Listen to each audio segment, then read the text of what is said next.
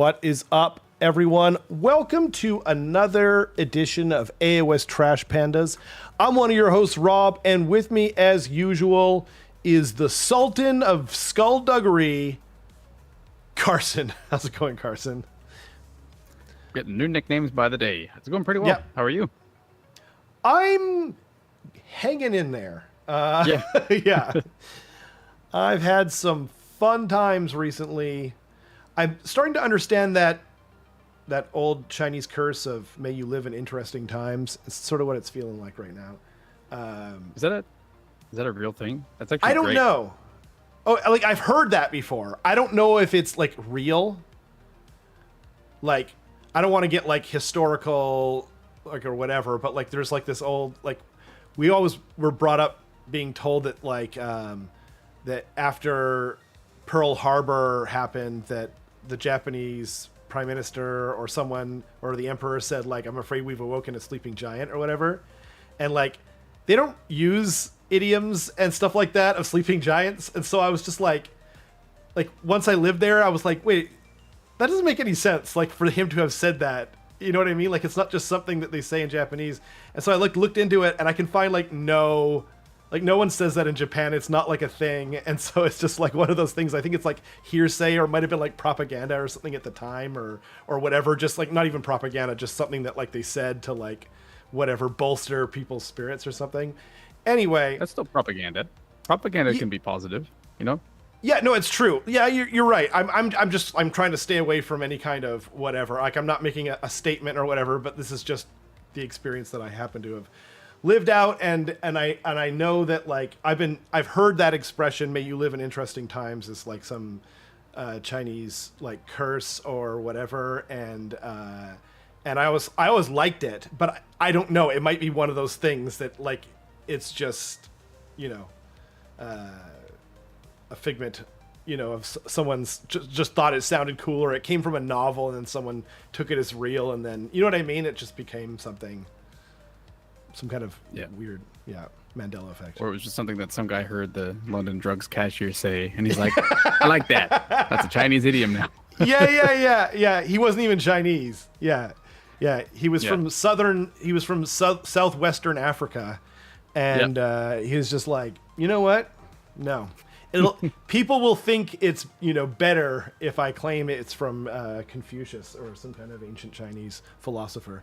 Anyway, just right off the bat, we're off into nonsense territory. Completely off topic. Yeah, just as we should be. You know, if this is your first time here, don't expect much to change. But tonight we will be talking about Cascade Clash, which is located where, Carson? This is going to be in Mount Vernon, Washington. So it's a Pacific Northwest event run by our good friends at Aegis Games, I think. And yeah, right. So it's like kind of south of Bellingham, north of Seattle. Okay. Closer to Bellingham than it is Seattle. So it's a little town that is a mount and also a Vernon, I guess. There you go. Hey. Yeah. We have Vernon. They have Mount Vernon, you know? Yeah. We have Mount Washington. They have Washington. Yeah. So it's a cute little trade we're doing here. There's actually a lot of that stuff, hey? Like anyway, again, we won't get too much far off into the nonsense territory. Did you see the rumor engine? I did. And this is one of the rumor engines that's too generic to be interesting, I think. It is, but we're always totally weirdly simpatico. Like we never talk about it ahead of time, and we're always totally weirdly simpatico on this. Maybe we're slightly different this week. Normally we're probably more simpatico. This is so generic, but it's different enough for me that it's letting my imagination stir. I think it's probably 40K. It like might be smoke from like a grenade or something going off. There might be like a grenade on the other side of that smoke or something. I'm not sure. It might be a little campfire, but there's just enough here that it's getting my imagination going a little bit. But yeah, overall, it's a little generic, but there's much worse than this though. Like anytime it's like the hand holding like a gun, You know what I mean? Like, that's not helping anyone, you know? Yeah. But I think 40K is true. harder to do these things with than AOS. Just because, like, our stuff is so original and kind of different. But Yeah, and we're better. yeah, the models certainly are. I mean, like 40K is like it's great and it's more popular, so no one needs to suck them off, right? How far are we into this program? 6 minutes. Anyway, Yep. we I'm watching a lot more fighting game content. Capcom, like the grand finals are this weekend. It actually starts tonight. So I've been watching a little more fighting game content lately. So I will try not to talk like I am in a fighting game stream because that's usually a little spicier. Living for this like 2 seconds into the stream. Okay, I'm glad. Like John, I was like, I gotta say it. Now that now that this ball is rolling, I'm not stopping it. Like, subscribers, shishmiters. Speaking of which, we do have a member goal. I tried to make that widget work. It didn't work, so I got rid of it. But if we can get to 200 members by March 20th, then we are going to get some new mics. And if we don't, that's cool. We'll make it a goal for the next month. and so on and so forth. Anyway, not much to talk about. So there was only like two kind of things that happened. And by the way, if I miss anything, let me know. It's quite possible. But they did announce the Warhammer Opens tournaments.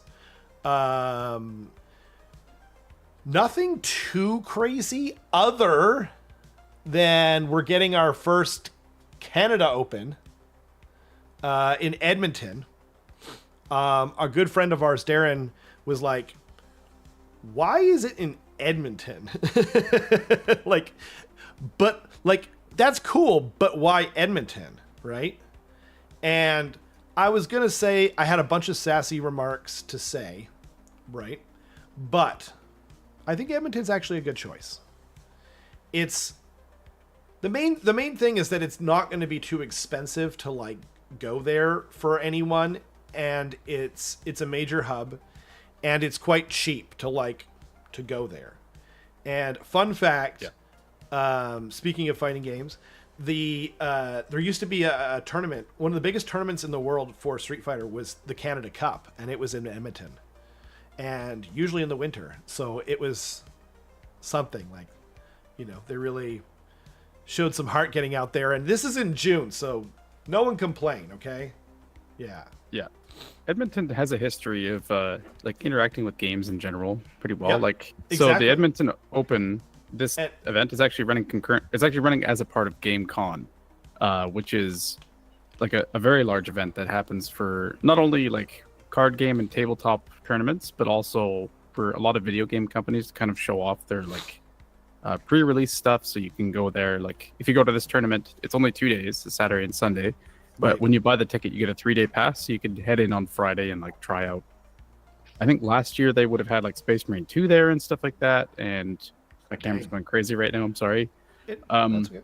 But it's interesting. It's like you said. I don't know what's happening with my camera, but the Edmonton's very cheap to get to and to stay in. At the time of this podcast, it's like $150 Canadian round trip.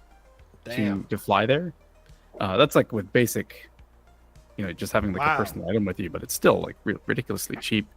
No kidding. And then an Airbnb, 4-bedroom house, 4 separate queen beds is I think it was $180 USD per night or something, and you split that with 4 people, it's nothing. Damn. Right? So it's an incredibly cheap place to get to and stay. So it makes sense. It's kind of the same thing as Atlanta, where there's a lot of airlines already fly there, so it's just cheaper by nature to fly there, and then it's not a particularly expensive city either. So it's a lot of these major are hub. Yeah, exactly. And Edmonton is you could argue why wouldn't it be in Toronto if it's going to be in Canada? Toronto's crazy expensive, and also it's not it's still like isolating a huge portion of the continent, versus at least Edmonton. Edmonton's a little bit more central, right? Mm-hmm. Yep. And I try not to laugh at my camera, but it's being very dramatic today. But yeah, it's interesting. I already bought my ticket. My partner's going to be coming with me to this one because we have a friend there that we want to go see as well. Yeah, it's going to be fun. It's kind of like, that's awesome. It's mid-June. It's on Father's Day. So all the fathers really? All the fathers that play Warhammer, this could be your Father's Day gift is going to play with your war dollies. Yep. At GameCon. Awesome. Oh, before I forget, speaking of war dollies, that reminded me, episode 5 came out of Heretic Hunt on Odd Void channel. Dan's it's the best RPG I've ever seen. There was an article, someone wrote an article that none of us know. Just some random person said that Heretic Hunt is doing like what Critical Role does, but better. They wrote an article on this. None of us know them. And I totally agree. Anyway, episode 5 came out, and as good as episodes 1 through 4 were, 5 is it's crazy, and it's so good. Anyway, check it out before I forget yet again. Yeah, I love it. It's one of my favorite things to watch. It's I like it even more than Red Letter Media and that stuff, which I always watch. Then last week, I want to say, or was it the weekend, we got an update for Age of Sigmar. It only had one change in it for some reason. And that is this right here. The Master Molder can now be taken as a sub-hero. Some might say that there are other changes in this document somewhere, allegedly. I can neither confirm nor deny. But this change is all that matters. The Master Molder. Now, if you are listening to this podcast and you are a fan of the Skaven, or perhaps even a fan of Molder in general, I just want to say you're welcome. I did write a very cogent email, and I'm just going to take all the credit for this, regardless of whether that is founded or not. Yep. Yeah, there's definitely not anything else in this battle scroll, even on the same page you're looking at. Definitely not. No, exactly. Claw they Lord on some extra Nobbies. green to be cute. Yeah, exactly. Green means good. It's also, did you know it's the easiest color on your eyes? That's why they used to make the undersides of ball caps green. It's supposedly the warp dice ball caps that we have, the undersides are green. So there you go. Yep. That's how you know it's true. Or at least that's the reasoning was, apparently. But yeah, in all seriousness, I'm super excited about this. I wanted to play Molder. And this is the main thing that stopped me, just because it's just what is this guy doing? What is he ever going to do other than heal occasionally for 3 and never be in combat range to give things plus whatever to charge? This is awesome, and it's very exciting. There were some other changes. Carson reminded me, I didn't know this, but one of the other fun and dare I say it, important sort of changes was to the hit rolls on the Magruntas. That was something that I saw, and I was just so annoyed by it. Because, hitting on 5s, what are we doing here? That must have been a typo, right? You know what I mean? And then... I see the logic is that they're cavalry, but there's so many other heavy cavalry in the game that hit on 4s. Actually, almost every heavy cavalry... Also, it's a monster.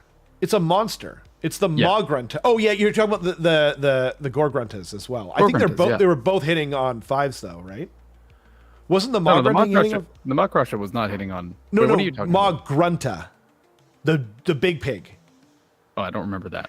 I don't remember. I don't think it was hitting on 5s. I'm pretty sure it was 4s. Oh, was it? I thought they were both hitting on 5s. As soon as I saw it though, I was just so annoyed by. You know what I mean? It's just like you said, there's so many. Like, name one that's hitting on fives other than them. I don't think they existed. And it was just kind of like an FU to Iron Jaws and FU to like Destruction, I guess, or something. But yeah. Like Warnfang hit on fours, and those are like actual cavalry. They're not. Exactly. Yeah. Or like if it's like zombies or something like special, you know what I mean, where it's like out of the whatever, or like even if they had like a rule where like like it was some kind of squig like weirdness. I don't think that they should ever be hitting on fives, just to be clear, but I don't know. Yeah, it just bothered me, and I think there were some other changes, like this document is, but like, I don't know. It wasn't that big. Like, what did you think of it overall? Like, I didn't think it was like that big a deal. Like, what were your people's favorite things in the chat? Right? Most cav horses. And that's fair, Matt. Hit on fives, he said. But they're like a regular horse. Like, a horse's most dangerous attack is not its mouth. It's just being like run over by a horse. You know what I mean? Yeah, we're more talking to heavy cav, like Mornfang, Griff Chargers, like Baron Guard. What else? Like Gore-Gruntas would fall into that category too. Agrodons, like all of those kind of like special heavy cavalry. Like literally all of them hit on fours, except well, now Gore-Gruntas do too. But still. Yeah, I think it was a great change. What do you guys think in the chat? What do you guys think in the comment section afterward? What was the show recommendation? Oh, it was a it's called Heretic Hunt, and the channel is Odd Void. I think it's all one word, but I could be wrong. ODDVOID, and it is it's my favorite thing. It's 40K D&D with like D&D rules, and straight up, it's like my favorite thing I'm watching right now. Period. Anyway, yeah. So let us know in the chat if you guys have anything that you really liked about that was changed. I don't think there was a lot going on there, but yeah. Yeah. Ladivicus says Edmonton ain't so bad when it's not winter. That's true. Yeah. Edmonton quite literally gets colder than the surface of Mars in the winter. Like, it's not an exaggeration whatsoever. No, it's not. It actually gets dangerous. Like when the workers go out in certain areas, they have to ride the car in pairs, and then I think they go out for 10 minutes, and then they come back in, and they're not like allowed to be out of the vehicle for more than 10 minutes. It gets scary bad. Yeah. That's not that far from Edmonton. But luckily, the Edmonton Open's happening in June. So so no excuses. Yeah, I mean, like there are excuses, and they're perfectly valid. Money, time, family, like any of these things are actual excuses. Just not the cold winter, because it's not happening in winter. Okay, that's right. If no one has anything that they wanted like talked about in the little update thing that they did, which was really good once again. And by the way, I actually want to say thank you, GW, for doing this now, like especially regarding the Master Molder update, because if they didn't do it, like if they waited until the next update, the sub commander is probably going away, and then it wouldn't have meant anything anyway. So yeah. What? Orcs aren't special, or they? Oh, fair enough. Yeah. I hear what you're saying. I think they still like were, as Obi-Wan would say, from a certain point of view, because they're like, if you think about like a horse, you know what I mean? Like horses used to hit on fours. Oh no, that doesn't really change, but like, I don't know. Like a horse isn't trying to kill you, but a boar probably is. Like if it's charging at you, it's like gonna F you up. And those things are legitimately dangerous. Anyway, I don't know. I'm getting off into the weeds, but I think it was a good change. We'll see what other people say. Hello, guys and girls. I'm getting sick of seeing S2D and SCE in local game tournaments and it's getting out of hand. Welcome, Darktron. Darktron's been a long-time supporter of the channel. Haven't seen you as much recently. What do you think about that, Carson? That's an interesting point of view. Like, it's definitely something we've been seeing. I've seen a lot of videos. Is Age of Sigmar in a 3+ save meta from Honest Wargamer? And they talked about it a bit on Warhammer Weekly and a few different things. What do you think? I think that you probably have like Slaves to Darkness right now is a little bit overtuned for an edition that's very simple. But I think that if you were to plop a similar army at the end of third, it would probably perform not particularly well, just because at the end of third edition, we're seeing a whole bunch of like toolbox armies that were like, here's my castle, I'm going to do all these things, and like pressure you to make certain decisions. Whereas right now, because everything is so like math hammer, how many wounds can I spam on the board, like how good of a save can I have, how good of an attack, or how much damage can I do, like DPS checks, that sort of stuff. Slaves to Darkness is passing every DPS check that anyone is asking. Which is, it's frustrating to see because it's so simple. Right. And you can have players that might not necessarily be like top tier, just accidentally doing really well with them if they happen to like not even spike that hard. Which is, it can be frustrating to see. And then for Stormcast, similarly, it's a little less like for lack of better words, dumb, as Slaves to Darkness. And I say that as a Slaves to Darkness player. I was going to say, yeah, you're being very modest, which I But like. It's still like, if someone wants to take like a meta build, like if you're taking Stark's build or something like that and running it in a tournament, like if you generally know what to do, it can seem like very unfair and oppressive to someone else. Like, these are my Paladors. They run 20 inches and can retreat and charge and shoot and retreat and charge and just like all these like stupid things. And you're like, okay, cool. And like, it's just frustrating to see the same things over and over again. So I 100% get that. But I think that as the edition kind of goes on, my prediction is those things will kind of be left in the dust. And they won't be quite as oppressive because you're going to start to see more complexities added to the game. That these armies might not be able to deal with. Yeah, I think I completely agree with you. And, you know, it's one of those things where, like, because Darktron is playing Skaven, and so, and Pat says, I feel you, Darktron, it's a slog, and that kind of thing. And, you know, and, like, I'm not saying that, like, that the win percentages and everything like that means it's the biggest deal in the world.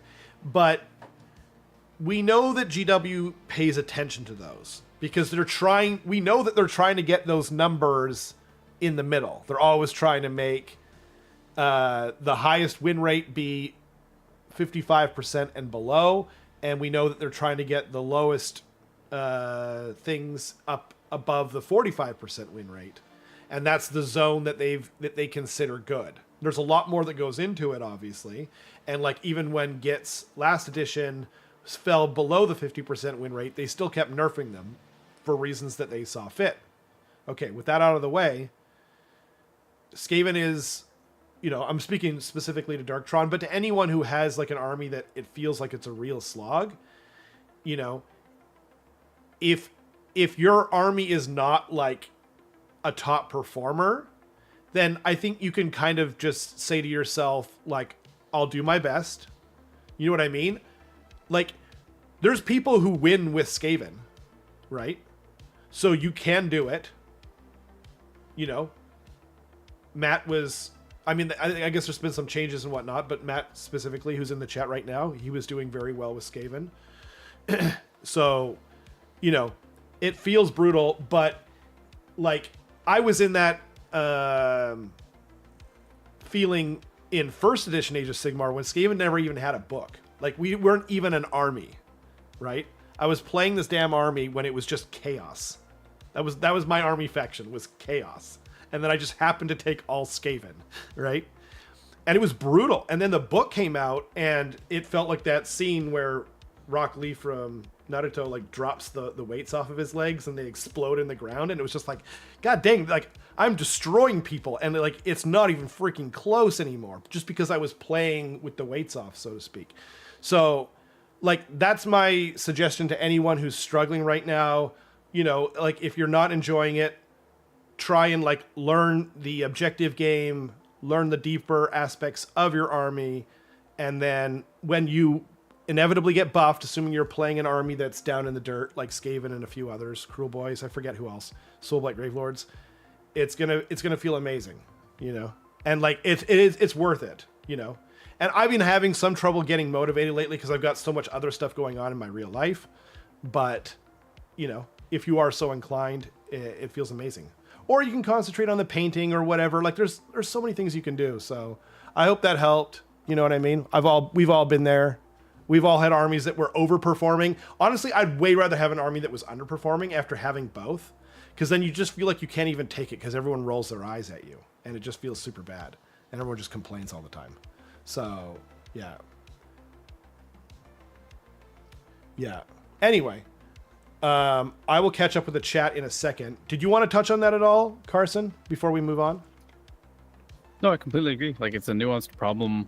We're still kind of figuring things out as an addition, and I don't know. Hopefully, it gets sorted out more with time. You know, we've got a big GHB on the horizon too, coming this summer that could be shaking things up a lot. Like the last GHB that we got before 4th edition completely changed everything. Right? It added an entirely new metagame essentially, and introduced a new style of play to the game too, where like suddenly you couldn't just slam into people's castles because Blizzard was a thing, right? Right. And if Slaves to Darkness existed right now and everyone had Blizzard in their pocket, and there was the potential of if they don't get a double, they're going to get Blizzarded, then it just changes everything, right? That really is a great point.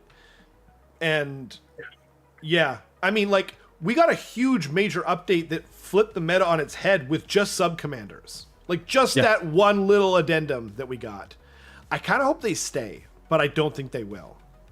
Just because, like, it'll be interesting. Like, I think they made a lot of changes to a lot of different armies. Like, you know, they just added Master Molder as the possibility to be a sub commander, and that was that's just battle profiles. Like, that'll stay for sure. But I think you're talking about the idea of like Field Sergeant. Maybe there will be an equivalent to that, but even if there isn't, it's nice just to be able to have like someone to carry the artifacts and heroic traits and stuff like that. Like, right. Just because a lot of the times you're bringing like a big centerpiece model or even a bunch of named characters, and you don't necessarily have the space to do that, or like you don't want to sacrifice a drop just to have artifacts and heroic traits. Yeah. But it's still nice. Also, Matt says, be like Carson, take it anyways and lower your paint standards to get it done. Ouch. What is he even referring to? Ouch. He's saying,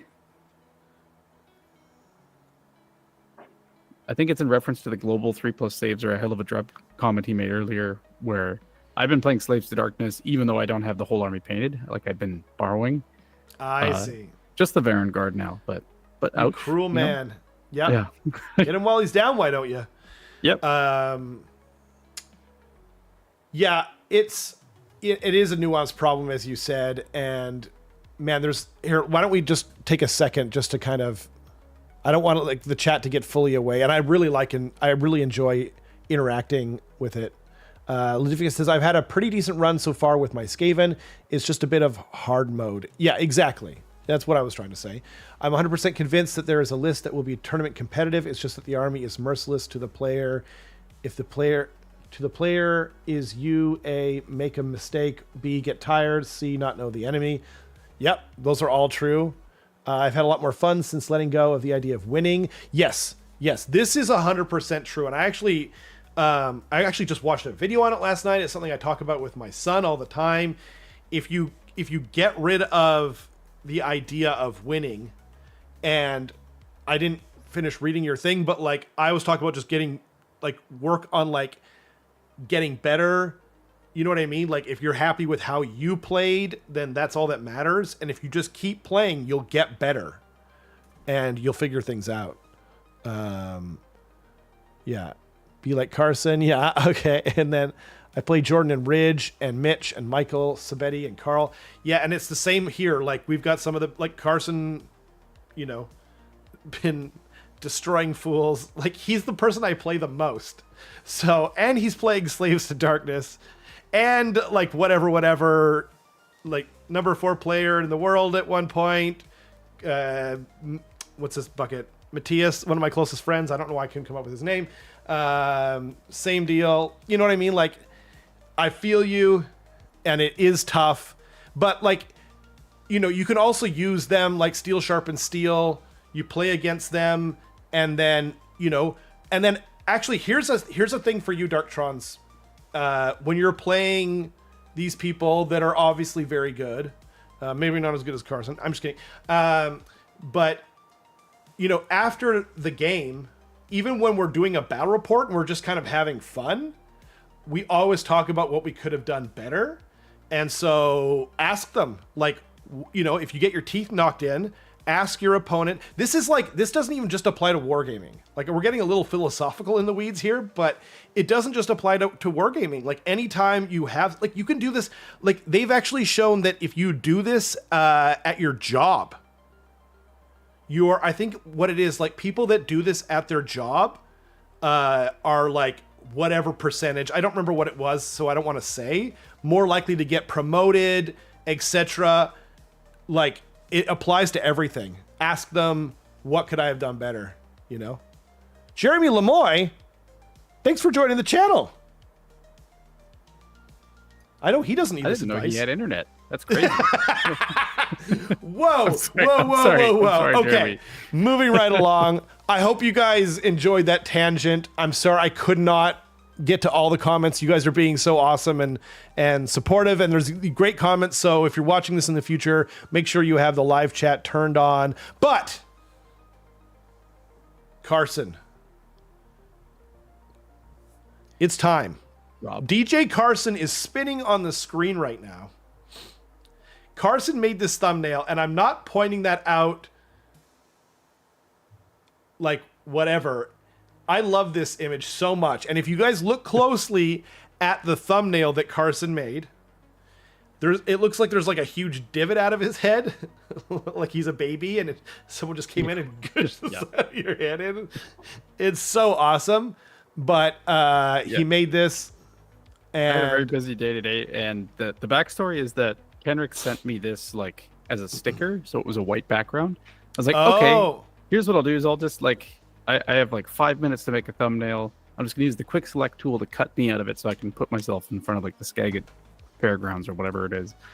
And quick select was just like, this man is so white and his head is so reflective that we're gonna take a chunk out of it because it matches the rest of the literally like pure FFFF white background. Like, oh man. It's so great. I actually, to be honest, I thought your partner took a picture of you on the wall, but this is from something else. Yeah, this is from the, it was when Kenrick and I put like the sunglasses on and we did that like first mic'd up stream, the live stream. Yeah. Oh, you're kidding. That's crazy. I didn't even notice. Oh yeah, that's my mic. That's my old mic that my wife's cousin sent me. Like the darling, lovely man he is. Yeah. Anyway. Okay. So we're gonna go into this. We are gonna be reviewing names. Don't worry. And that's obviously the most important thing, and that's why everyone shows up. But we also are going to announce, Carson is going to explain, we're going to be doing it a little different. Thus far, what we've been doing is Carson, mostly Carson. yeah, we're all the whitest men. I've always been like the whitest person in my whole school. So anyway, it's good to be in a group of like-minded people. Traditionally, what we've done is like-minded, that makes no sense. Forget all of that. What we've been doing is we kind of go through the list and explain like what the sub-faction does, what the heroic traits are, what the units do, and all this other jazz. But you could look any of that up easily by just simply going on to a website that shall not be named, or going into the app, or whatever. There's like, asking a friend. There's like so many ways of finding this information, watching like a YouTube video where they explain the whole army. Most likely you're going onto a website, but that's not really valuable information. And so before Carson explains it, thank you so much, John, you lovely, lovely man, for becoming a Scald. We really appreciate it. Thank you so much for the channel. We are saving up to get new lavalier mics, so it's going towards that. And if we can get enough, we will be doing it by the end of this month. Carson, he's checking if I'm talking to him, because like I could be talking to anyone, right? So That's right. I know what was happening there, but it looked like you were just like, Carson, who's? Oh, yeah. Yeah. You were talking to me. Someone there. Yeah. So please explain your idea, because this is your idea and I think it's awesome. So could you please explain Tonight, basically, I just want to, because there's been a bunch of times where we go through a list and we kind of just like verbatim try to read out like what the rules are for a build. And I think it's certainly useful for us to be talking about like, here's what this rule is and what the interaction is essentially. Yeah. However, as Rob said, like if we're just reading out like verbatim an ability, it's not really helpful for people. No. And what I'd rather do, I think, is try and talk about like what I think the list is trying to do. That way, when you're on the tabletop and you're playing this person, let's say you're going to this tournament, and you have very specific questions, you can ask them, or you can look at the app or something like that.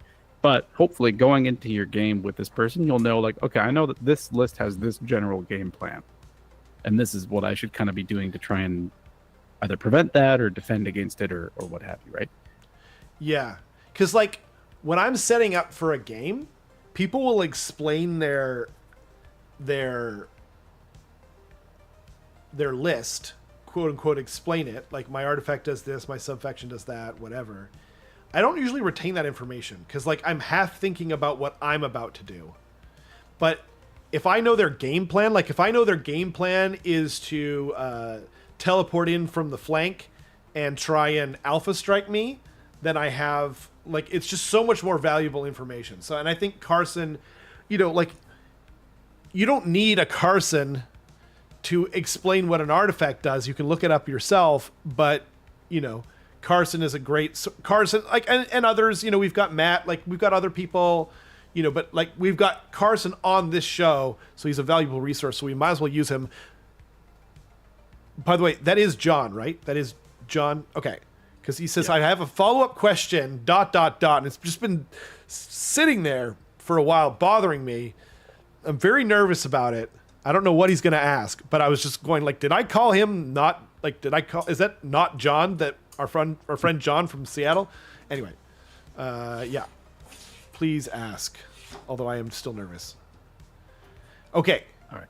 And Ludivicus says, please let there be a gets list at this one. Been a hot minute. I couldn't agree more. I hope so too. Ludivicus, should I spin the wheel? Do it. By the way, when you make this, how does it choose the color? Is it picked from the picture?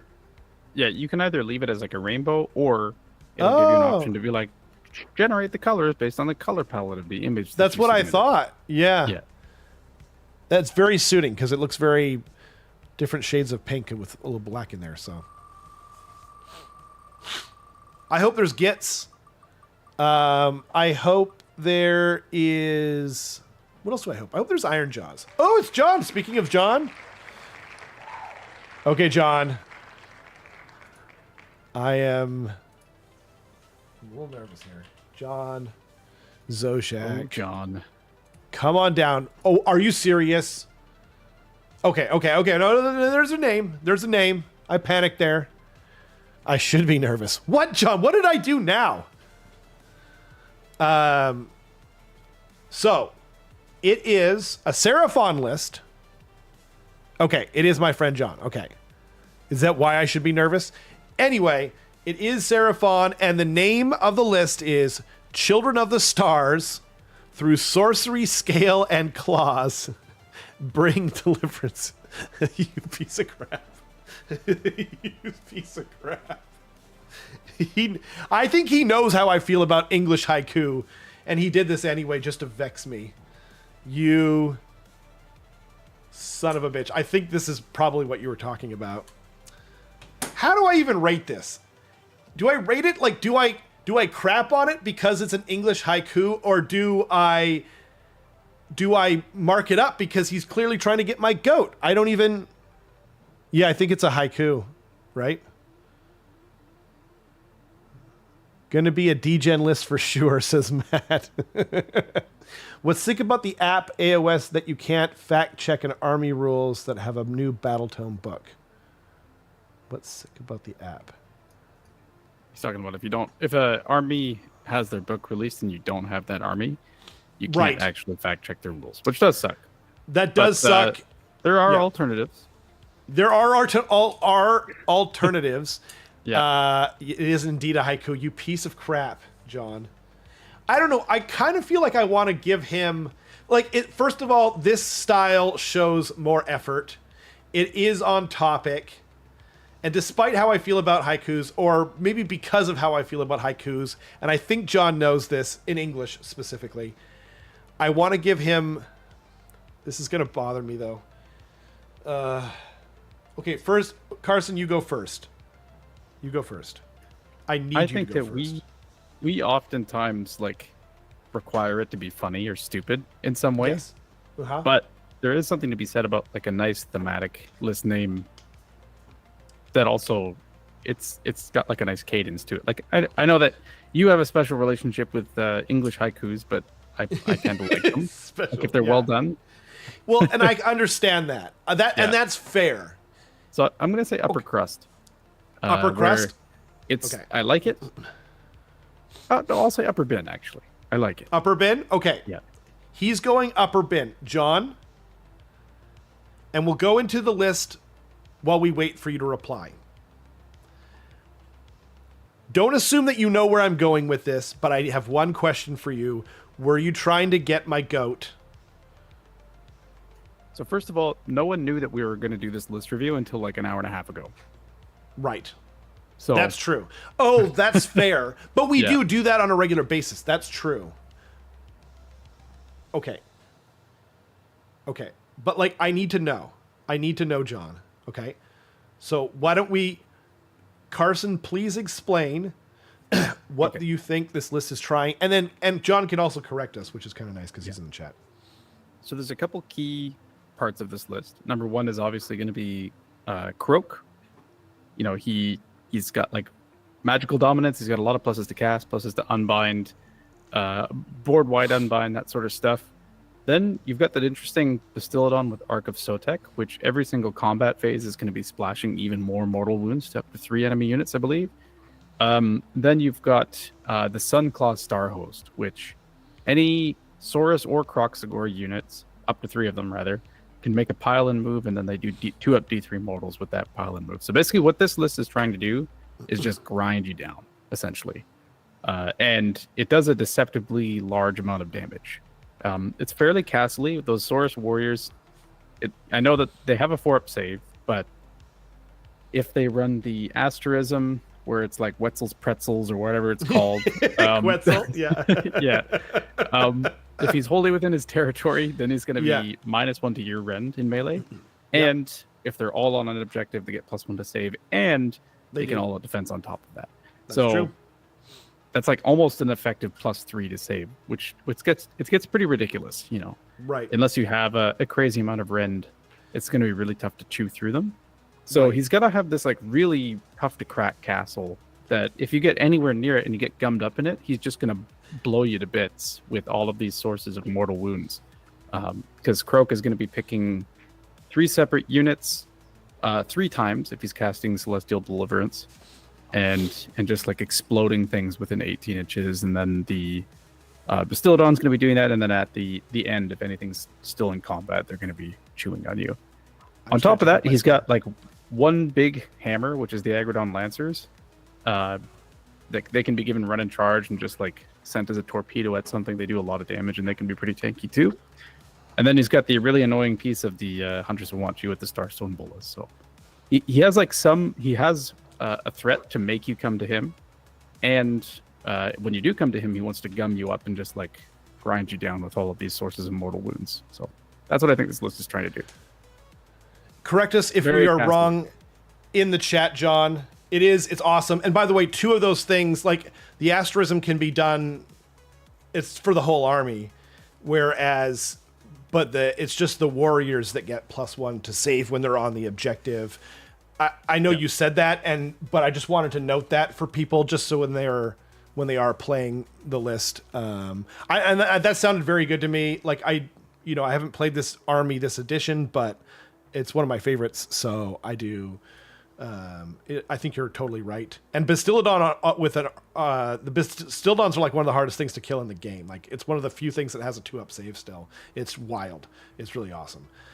Anyway, so John says, I will note, I love how he typed this, that the name of Croak's spell is Celestial Deliverance. Okay, so John's such a delight. I was originally thinking, if you were trying to get my goat, I appreciate that so much that if you were like, in case Rob sees this,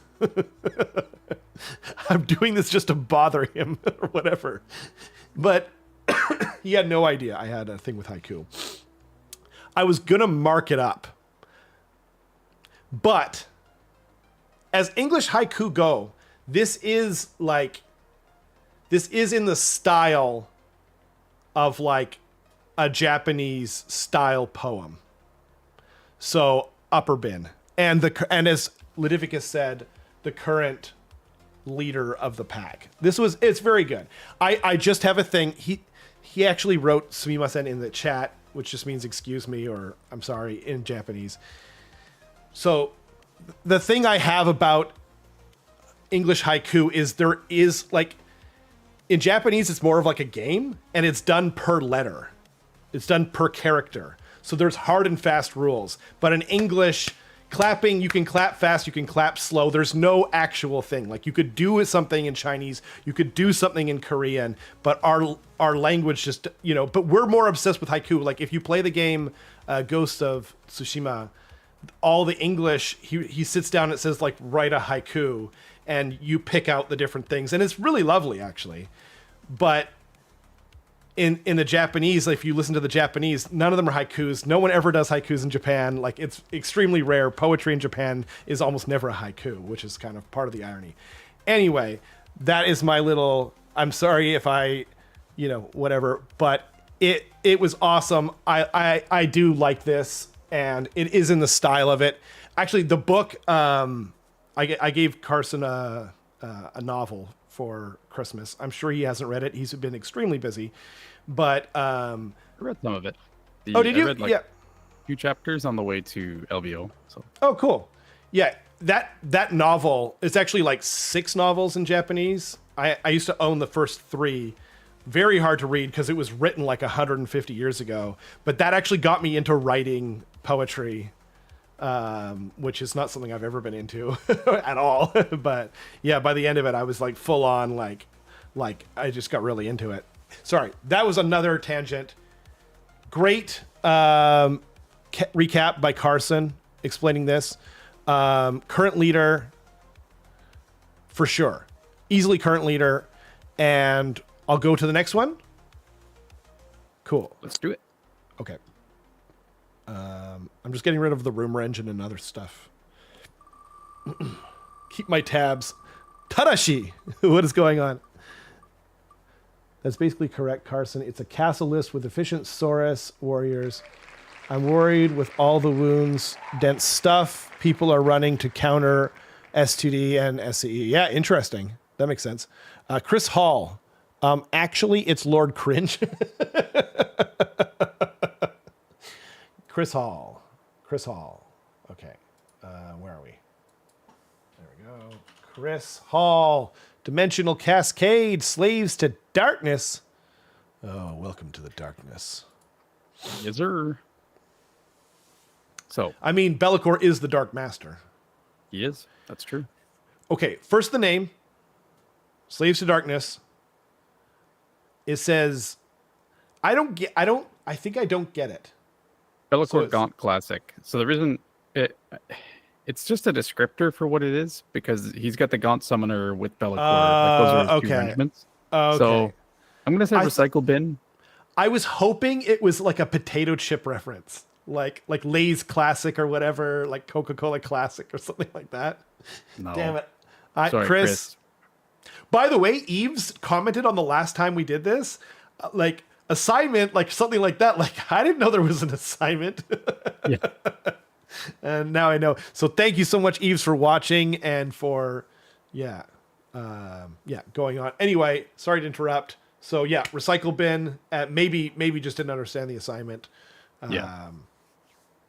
Anyway, this list is very simple. It's Slaves to Darkness. It's 2 drops here. So the key thing is that he has 2 main ways of getting to you. Number 1 is obviously just running across the table and punching you. He started his chosen with the banter of Screaming Flesh, which immediately gives them a 3d6 charge off the bat. So then he can mark his Vanguard with a 3d6 charge as well, which means that if he wants to, he can literally put everything in your face turn 1. Banner of Screaming Flesh is also a +1 attack on the charge, so they're effectively like corn marked when they charge, which is really, really good.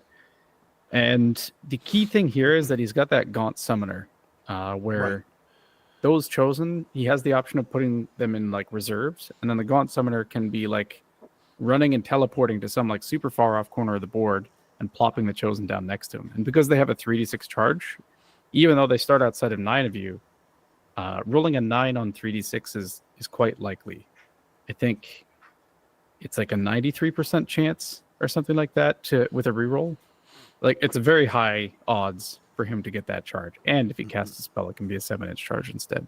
So basically, this is just pure, it's just going to dump damage in your face. So what you really want to do against a list like this is screen heavily. Make sure that you're more than 9 inches back from your screens. Just because he can be fighting with 1, kill the unit, pile in again with the second unit, so that he's effectively got a 9-inch threat range. So I know that's really difficult to do, but if you can, do it. Yeah. Yep. Yep. Another thing is that if you can somehow threaten that Gaunt Summoner turn 1, that's going to be a really important thing too, because one kind of like weakness with the Gaunt Summoner is that until those chosen on the board, that's technically like a 600-point model, because he's holding the chosen, right? Whoa. And if he dies, they can never enter the table.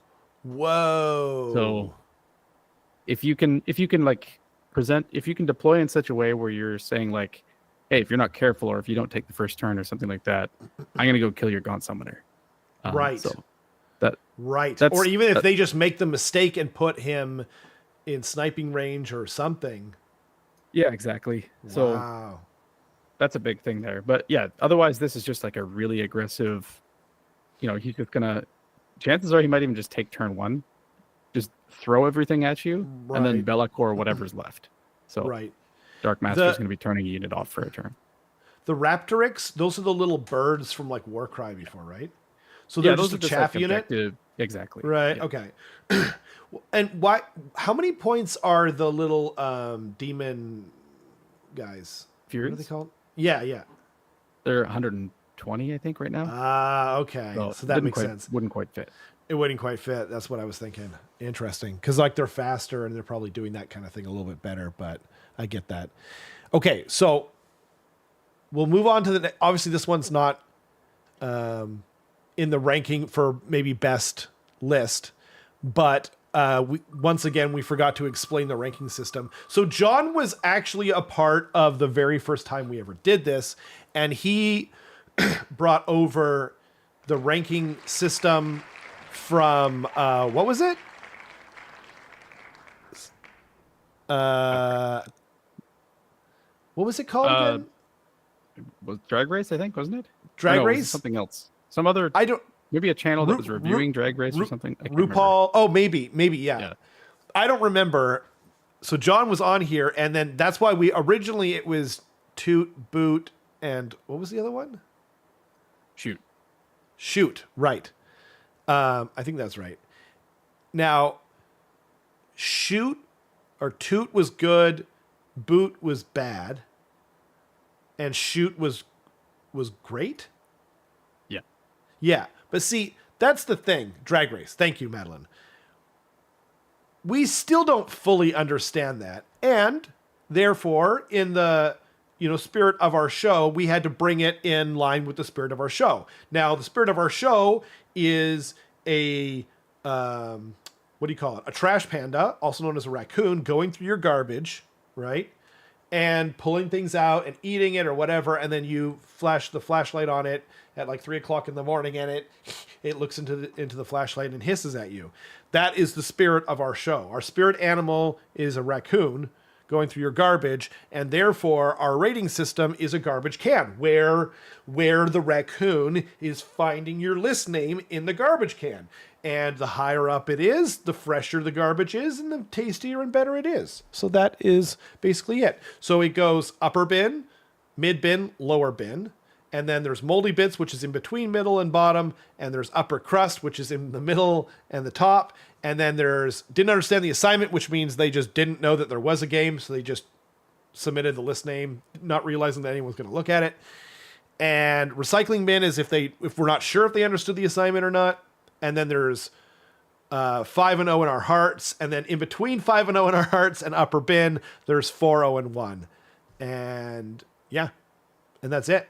And the best list of the tournament, and we will review all the names, even if we don't get to the list itself. By the way, it's Danny Donaher.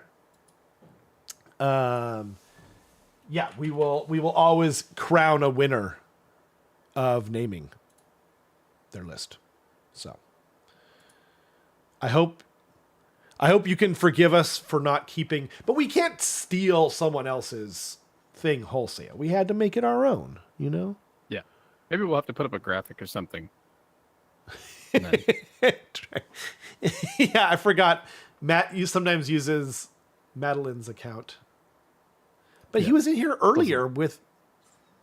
I don't know. Anyway, whatever. I like Ludovicus. It says Madeline, therefore you are Madeline. Sorry, those are the rules. That's true. Okay. Another Seraphon list, another Sunclaw star host.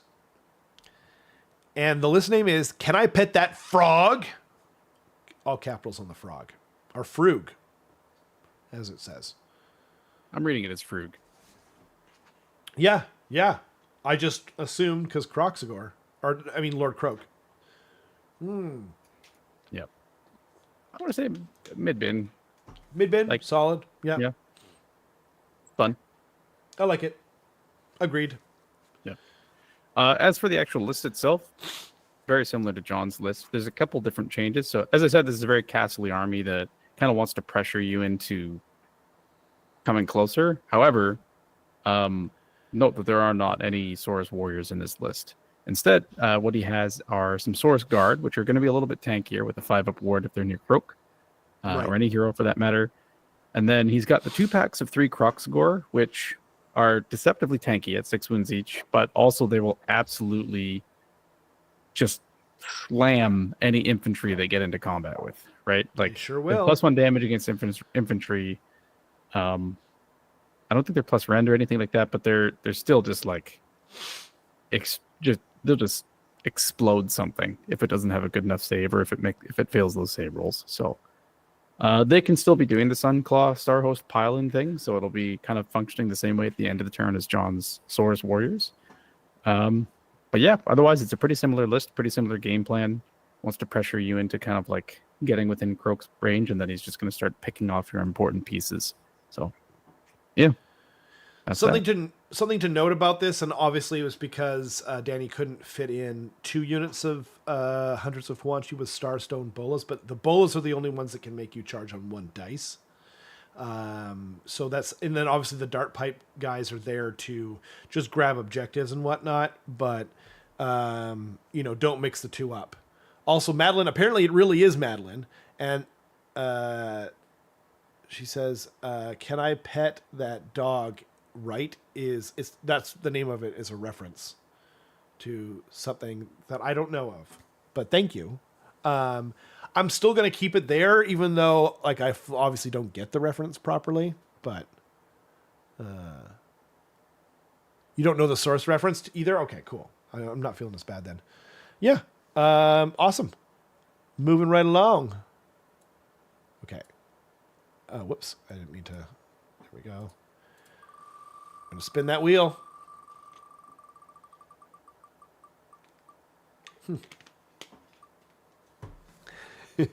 Sometimes it is Madeline. Matthias. Okay. Is he playing... Yes, he is playing Ossiarch Bone Reapers. Okay. Wait a minute. Oh, no, he did change it. He did change it. Right? No. I think it's a little... the same. I think it's a little different, isn't it? Nope. It was a... But it's... Was it on drops? Anyway, okay, fine. Yeah. It's... Apparently it's the same list name, so we got to mark him down a little bit. Yep.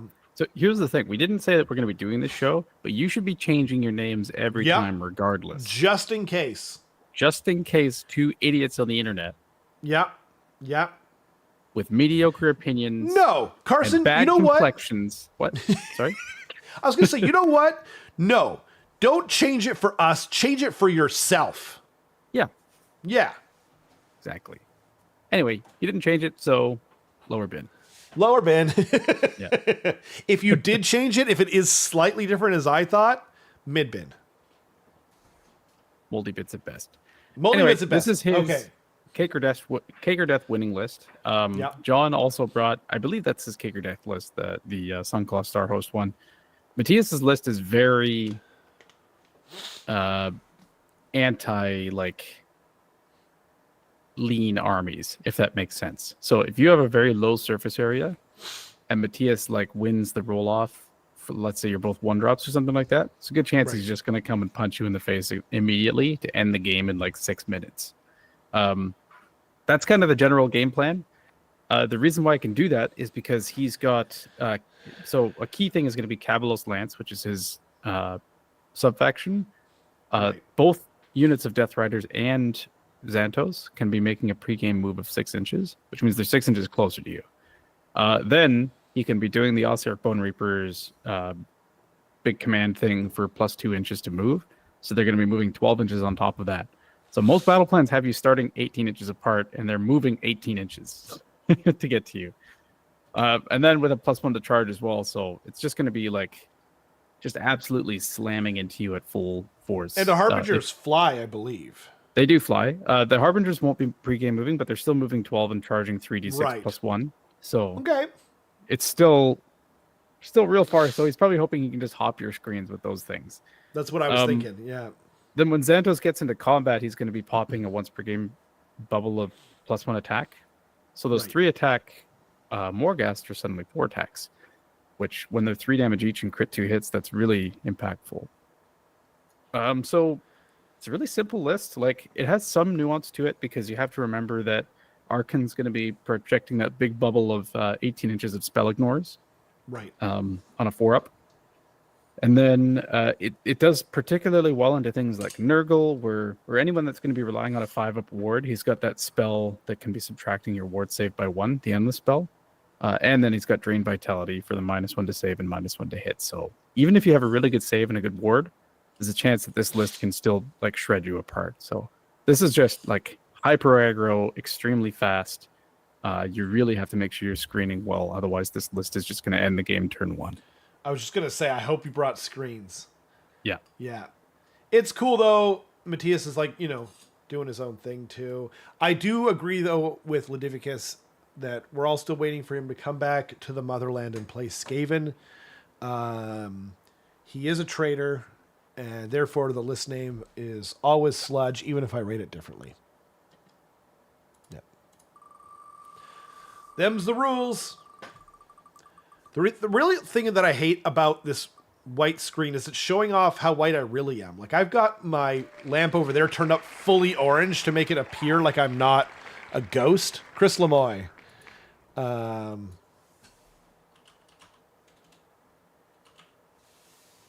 Okay. Chris Lemoy. Also playing Seraphon. I'm sensing Also, a theme. Dimensional Cascade, a well-known Also- Canadian club. Yeah. Yes, Canadian. Damn it, Chris. I mean, I know, like, I knew what I was getting.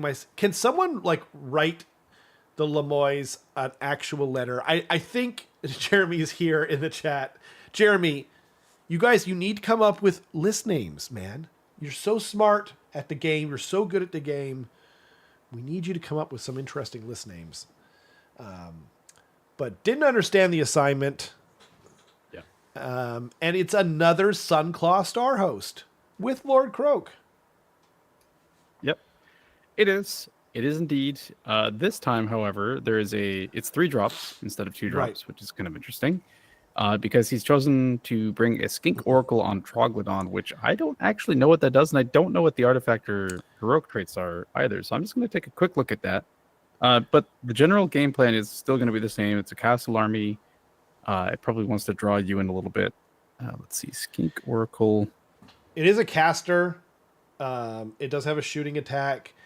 It traditionally it gave the bubble of -1 to hit, but I don't know if that's still in there or not.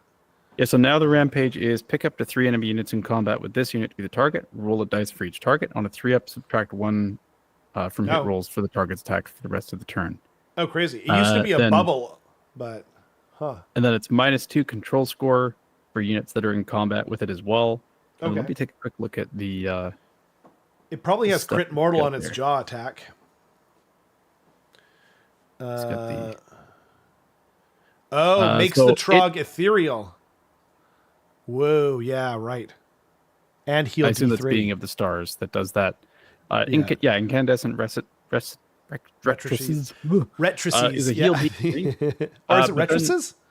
The Skink Oracle also has a native heal D3 too. So this thing's going to be really hard to pick up if you don't kill it in one go. Right. So basically he's just going to have this big debuff piece that's sitting probably at the front of his army. That if you don't immediately pick it up, it's just going to be debuffing you for the entire game. And you'll just have to deal with that. So it's cool. I like that.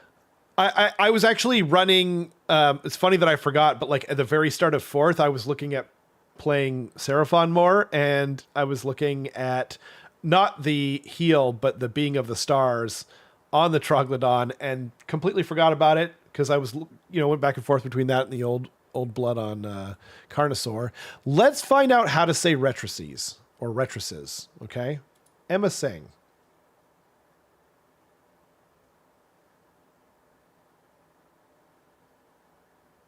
Rectrices. Retrices. Rectrices. Okay. Yeah. Interesting. John is like, sounds Latin AF. Will confirm. Because I've always said Retrices, but then you said Retrices, and I've heard someone else say that, and I was like, oh god, it's timber all over again. Yeah. Anyway, I panicked. Yeah, this is a cool list. The only tips that I would give against it, other than what we said about the other Seraphon Sunclaw Star Host list, is just that if you are going to go after, if you want that Troglodon dead, you're probably going to have to commit a lot more than you think you will, just because... right, because of the... Yeah. Because it's ethereal, and it's going to be healing so much that if you don't kill it right away, it's just dead. Or sorry, it's just going to be full again. So that's fair. Yeah. By the way, I didn't see this until just now. Jeremy said, also, he tried hard on that list name. I tried even harder, ... I can't wait. Like, I am waiting with bated breath at this point, but we will play the game properly. Yeah. Also, I love that he says, as a side note, Carson, I do get internet on Tuesdays, Thursdays, and every other Sunday, sometimes. Sometimes. Oh, man. The Lemoy, Jeremy. The Lemoy brothers are awesome. Yeah. Okay. And John gave us like a Latin lesson in the chat here. Comes from the Latin word rectrix, which sounds very dangerous to me, which is the feminine form of the rector, meaning one that directs. Retrices is the plural of rectrix. Or rectrix, maybe? I'm not sure. Matthew Davidson, come on down. Or Davison? I might have said that wrong, but... Davison. Okay. Soulblight Gravelords. Yeah. Oh, I wanted to see one. Oh, that's so awesome. Okay. Oh god, there's so many things in this list that I don't know what they are. Oh, no. Okay. I might be able to help. So we've got Matthew. The list name is Bats and Dragons. I think this is definitely going in the recycling bin. Yeah. Right? Okay. So he's got the Kron Spine, which is interesting. And so the Vengorian Lord is the one, it's the weird monster who's got like the bottom half is like a weird monster and the upper half is humanoid, but they're big. I don't know. They're the general. I don't remember what Unhinged Rampager does.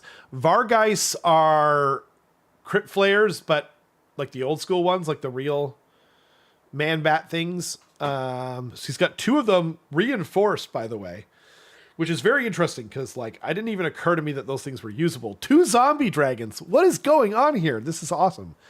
A Bloodseeker Palanquin, Blood Knights, and another zombie dragon. This list is awesome. Like this is going to struggle, I think, but it's awesome. Yeah. So those are kind of a recurring theme here. I just looked at the Vargeist War Scroll and the Zombie Dragon War Scroll. Vargeists have so instead of moving, they can just teleport on the board outside of 9 inches. Okay. Each of them can do that, I believe. Right. Then Zombie Dragons as well can be deep struck onto the board.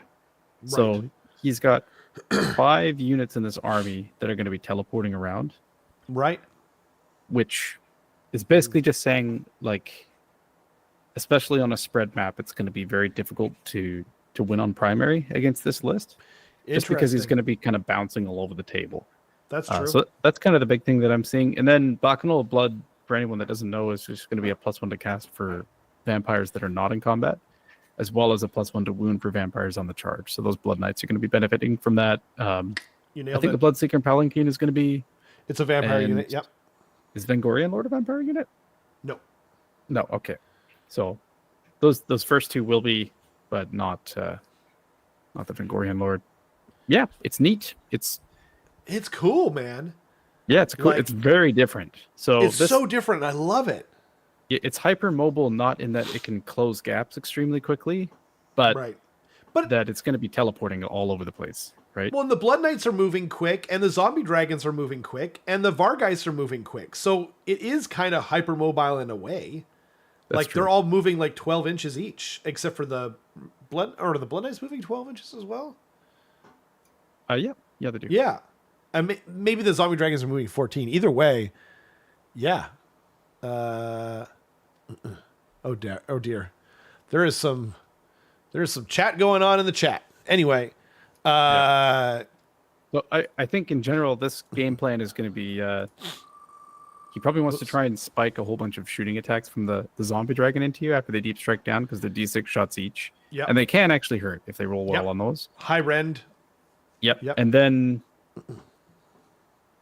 the way that I would probably play it is just a lot of avoidance tactics, just saying like you're never in the same spot, because a lot of armies in the edition right now like want to be hyper projecting in one direction. And if this list is in like 10 different directions, it's going to be really hard to commit to something without, overcommitting and then being out of position afterwards. Right. I think you're going to like, correct me if I'm wrong, but would you say that like you're probably looking at taking out threats sort of one by one, trying to avoid splitting your attacks to make sure that nothing survives and therefore can heal up? Yeah. And I would also probably say like, if you can avoid engaging, or if you can get multiple things at once, probably a good idea. Right. But if like, it's not like this is going to be hurting you from across the table. So like, if you're able to sit on like 2/3 of the objectives and just score your tactics and not really do anything else, you should probably do it. Probably shouldn't overcommit to one side of the table just because he's got something over there. Right. By the way, the Bloodseeker Palanquin also moves 10 inches. So this, and I think the Vengorian Lord also moves 10 or 12 inches as well. So this is pretty fast. Did you say what the Bloodseeker Palanquin does? Nope, I have no idea. Once per battle, your combat phase, pick up to 3 friendly vampire units wholly within 12 inches to be the targets. Add 1 to the attacks characteristic of the target's melee weapons for the rest of the turn. So there could be like a go turn for them. And then subtract 3 from control scores if they're within 12 inches. 6 up ward, obviously. Wizard 1. Yeah. And it's a vampire unit, so they're +1 to cast, etc. from Bacchanal of Blood. Yeah, interesting. Okay, so Vargeist have the vampire keyword. Oh, right. Of course they do. Yeah. Yeah. So those reinforced units are going to be wounding on 2s when they charge. Oh, man. And then +1 attack once per game 2, so 4 attacks each. So they become gluttons with crit 2 hits. So, jeez. I didn't even think about it because they've always been vampire units, but like you never see the damn things. Yeah. Neat. Wow. Wow. Very cool. Oh, man. That's pretty awesome. What a great list. Jason Uratescu. I'm sorry, Jason. Mm-hmm. I murdered your name. Iron Jaws, yes. I've gotten both the armies that I was asking for. You know, like I always hope for Skaven, but like, yeah, it's also not vanilla Iron Jaws. It's Zogrok's Ironmongers. Ooh, cool.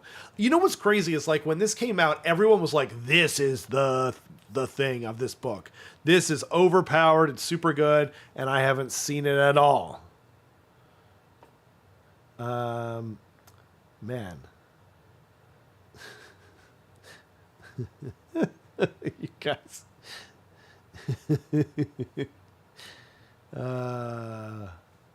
Dear. I can't even I feel like I can't even say that. Okay, so it is an Iron Jaws, or sorry, excuse me. It is the Army of Renown, Zoggy's Army of Renown. So it is an Iron Jaws army, but it's like an Iron Jaws Army of Renown. And the list name, Carbson, is Little Buffer Buff Boys. Little Buffer Buff Boys. It's interesting. So I'm assuming that refers to Zogrok Anvil Smasher, because he's a little buff bot boy. That could be it. Yeah. I'm going to go mid-bin. I agree with that. Mid-bin. Yeah. I like it. It's cute. You know? Yeah. Okay. So, I've done some brief research while we were kind of pulling up the list. The shtick with this is the Ard Boys, when they're near other Ard Boys and Zogrok, will have a 5-up ward. Yep. Which makes them incredibly tough. 3-up, 5-up. Incredibly. And if you'll notice, there are 50 Ard Boys in this list, which is 100 wounds on a 3-up, 5-up. Damn. Yeah, it's quite a bit. Then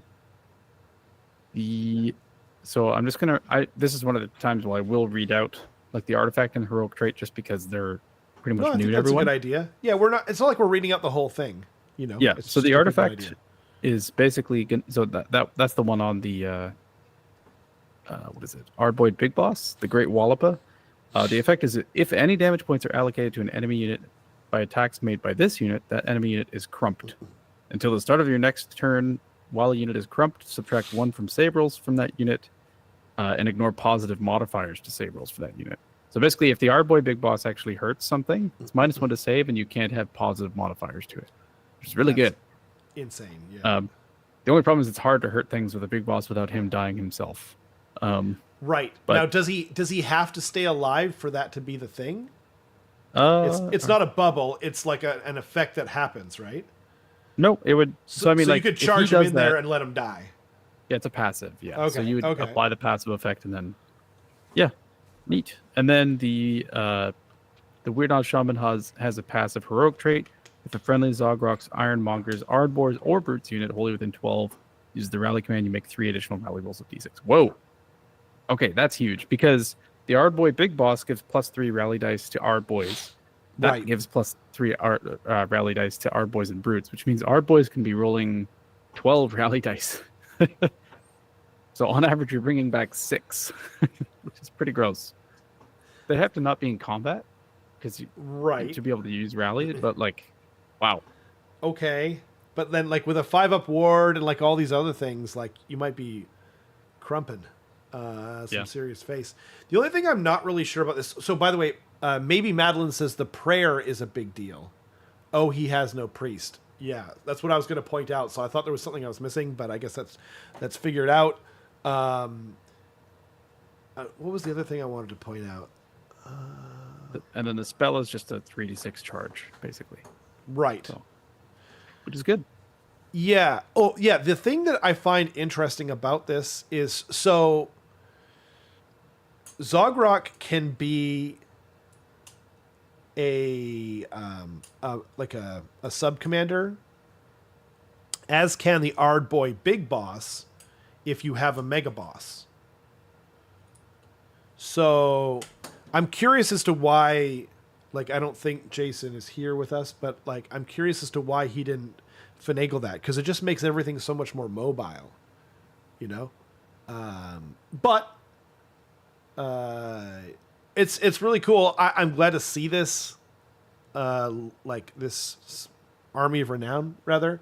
And yeah, I don't know. I think it's cool too. So I'm actually I want to find out how he does with this list, and yeah. And if anyone plays them, like, let me know how it plays and whatnot. I'm super curious. Yeah. Yeah. The big downside to this list is going to be that it doesn't necessarily have like a hammer that's going to like go and pick up an enemy unit. But like, don't you think that the Ardboys can be a hammer when they're buffed by the Big Boss and or Zoggy? No, just because like they're hitting on the Big Boss doesn't affect their output. First of all, like it'll affect their shield bash. Just the shield bash. Yeah. So like, I hear what you're saying. In a perfect world, the shield bash is going to be doing like 6 or 7 mortal wounds, if all 20 of the unit are within 3, which is very rare actually to happen. Right. Yeah. Then with Zogrock, one key thing is that you're not getting the Wa in this list, so you're not getting +1 attack and +1 to charge regularly. So you have 41 attacks in the unit, which but with crit mortals is going to be what? Let's see. But on a 3-up, he's making them crit mortal. Like, just isn't that just alone? Well, with crit mortals, that means if everyone attacks, it's going to be 6 or 7 mortal wounds. Okay. Which is decent, but it's like we're hitting on 4s and 3s. Like, it's not. I think you don't have the ability to like reliably pick up another unit. It's exactly what Alexander said in the chat. This is a sit on circles list. It's like, can you do something about me? Right. Yeah, that's fair. And that's going to be the big thing. So, Mason if you have an army that can really, go ahead. Sorry. Oh no, please. You finish your thought. I was going to say, if you have an army that can really pass a DPS check, like Matthias's OBR or Slaves to Darkness or something, that's probably going to be what cracks this list. Or if this list has to go on a spread objective map, it's going to have a hard time covering all of it, right? That's fair, but they're also on a 3-up. They've got a lot of wounds, and they're going to be rocking a 5-up ward most of the time, or a lot of the time, maybe. Like, that's a very difficult DPS check. Mason was saying Mega Boss is mega lame. That's fair. But +2-inch move is super awesome. So, and he still does some buffing.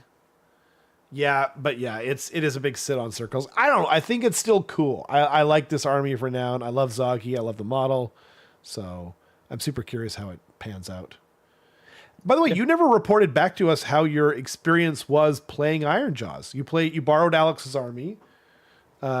We never heard the report. Yeah, it was pretty fun. I went 3 and 2, which is worse than I normally do, but I explicitly didn't. You didn't play the army a single game ever before. Yeah. Like, I've never played it in any edition of Warhammer. Yeah. And I was like, okay. And you still went positive. My question, I don't care about your record, to be honest. Like, it's kind of superfluous, especially when you haven't, like, that information isn't necessary, right? Did you enjoy it? And what did you think of it, like, in terms of gameplay? That's what I want. I enjoyed playing it. It was more enjoyable to play than Slaves to Darkness or Ogres is probably right now. Wow, really? And that's a big deal. Like, for those that don't know or are new here, that's a huge deal to Carson, because that's his favorite, like, painting hobby army before. At one point was Slaves to Darkness for sure. And now you never played them at all because you didn't like their style at all. They were boring, for one thing, and weak. But really, okay. Yeah. I'm In a super vacuum- excited about that. In a vacuum, they are more fun to play. However, what made them kind of not fun sometimes was that there's still a destruction army, and destruction armies kind of have all of these built-in mechanics where it's like for some reason on a 1 in 6, like your plan just gets messed up, and you're like, Yeah. why that's though? fair. Like, Yeah. why does that? That's need to a great happen? point. Why can't I just have the thing? Why can't I just do the thing? Yeah, that's true. Yeah. So that happened a couple times. Like I didn't roll the Maw Crush's fancy like trample like move 2d6 thing once. Like I failed every single time, and I was like, What? why is it on a 2d3? Like why? Yeah, why is so it that on was a... frustrating Yeah. because you're paying points for that, right? Yep. That's the only feedback I have. Otherwise, I really like the like it's a little more interesting in that you're applying a whole bunch of debuffs to your opponent, and then you like the Mighty Destroyers is really interesting for just like quickly tagging something. I had a really interesting game against Korn where both of us were just like playing that tagging game. 3-inch move. Yeah. Yeah. So that was fun. Yeah, it was an interesting army to play. Yeah, it did break my spine because Well, you were playing a lot of infantry, right? Yeah, exactly. Right. So. Yeah. I'd be curious to see what you thought of like Big Pigs and Kragnos and some infantry. Like most of my lists that I've been designing have been like some infantry, but some Big Pigs, for fun and whatnot. And yeah. Anyway, cool. Yeah. Okay. Thank you. I meant to ask you before, like outside of the show and whatnot. So cool. Thank you, Jason. I just want to point out, John is still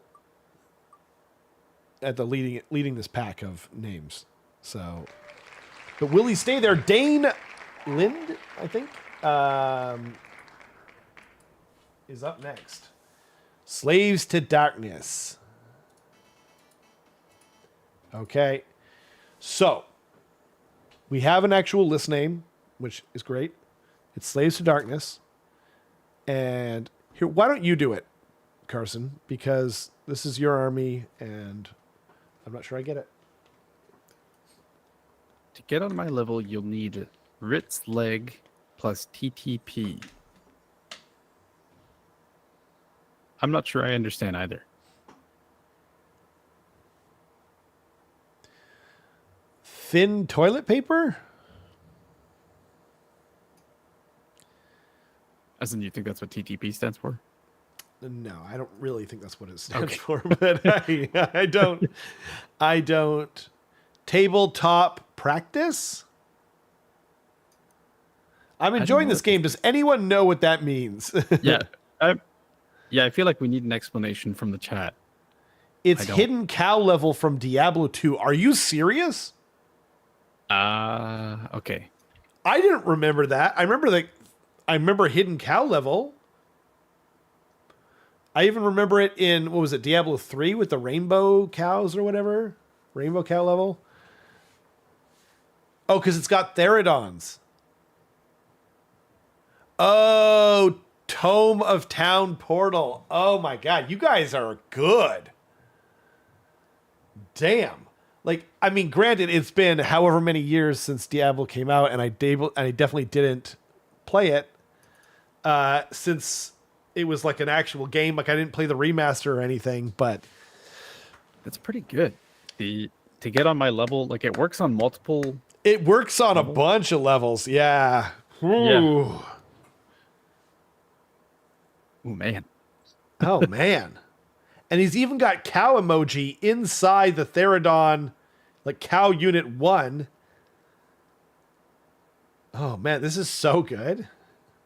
Yeah, like this was working this is my on favorite so far, I think. Yeah, I'm sorry, John. Yeah. This is some next level shit. But is it a 5-0? I'll give it a 5-0. Full 5-0? Yeah. I like it because I am too. It applies to the list. Yeah. And the name itself like works on multiple levels. Like it's a pun and it's a reference to a lot of things, or sorry, something that a lot of us know. Yeah. So, Yeah. You know, the only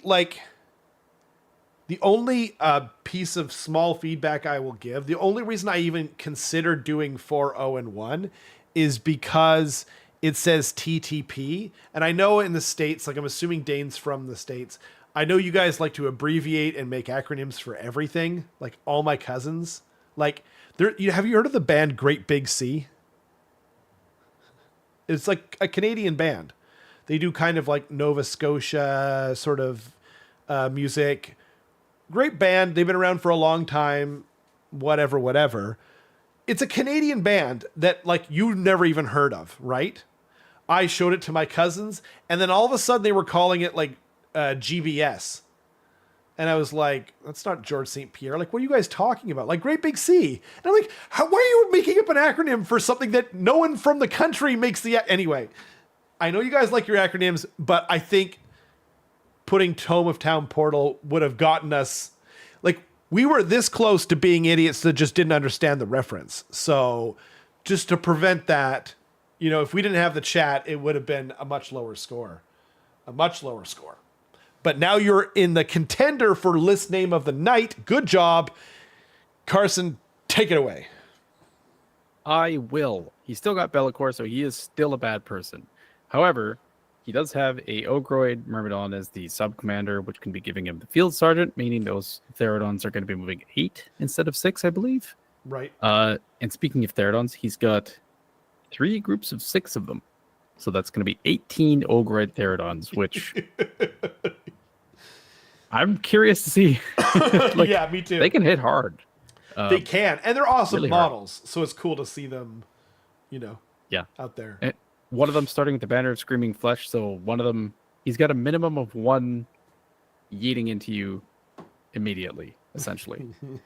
He's brought Primal Energy, so he doesn't have the ability to like teleport closer to you and do that. But maybe if he gets his 3d6 charge spell off and then marks 1 Zinch, he could do it. But yeah, I mean, this is like a perfect mix. Oh no, he's got the Gaunt Summoner as well. Yep. But it's called the Goat Summoner with a little goat emoji next to it, which I originally thought was a Scotty dog. And then another emoji that clearly got eaten by the app and it just came out as a square. So who knows what that was. So this is a man who said, I see your Pokeball chosen, and I reject it. I reject it wholeheartedly. I present to you Pokemon or Pokeball beef instead. Yeah. With a little bit of goat meat, like a little Jamaican, you know, side dish there. This is fun. I like this, and I don't even think it would do badly either.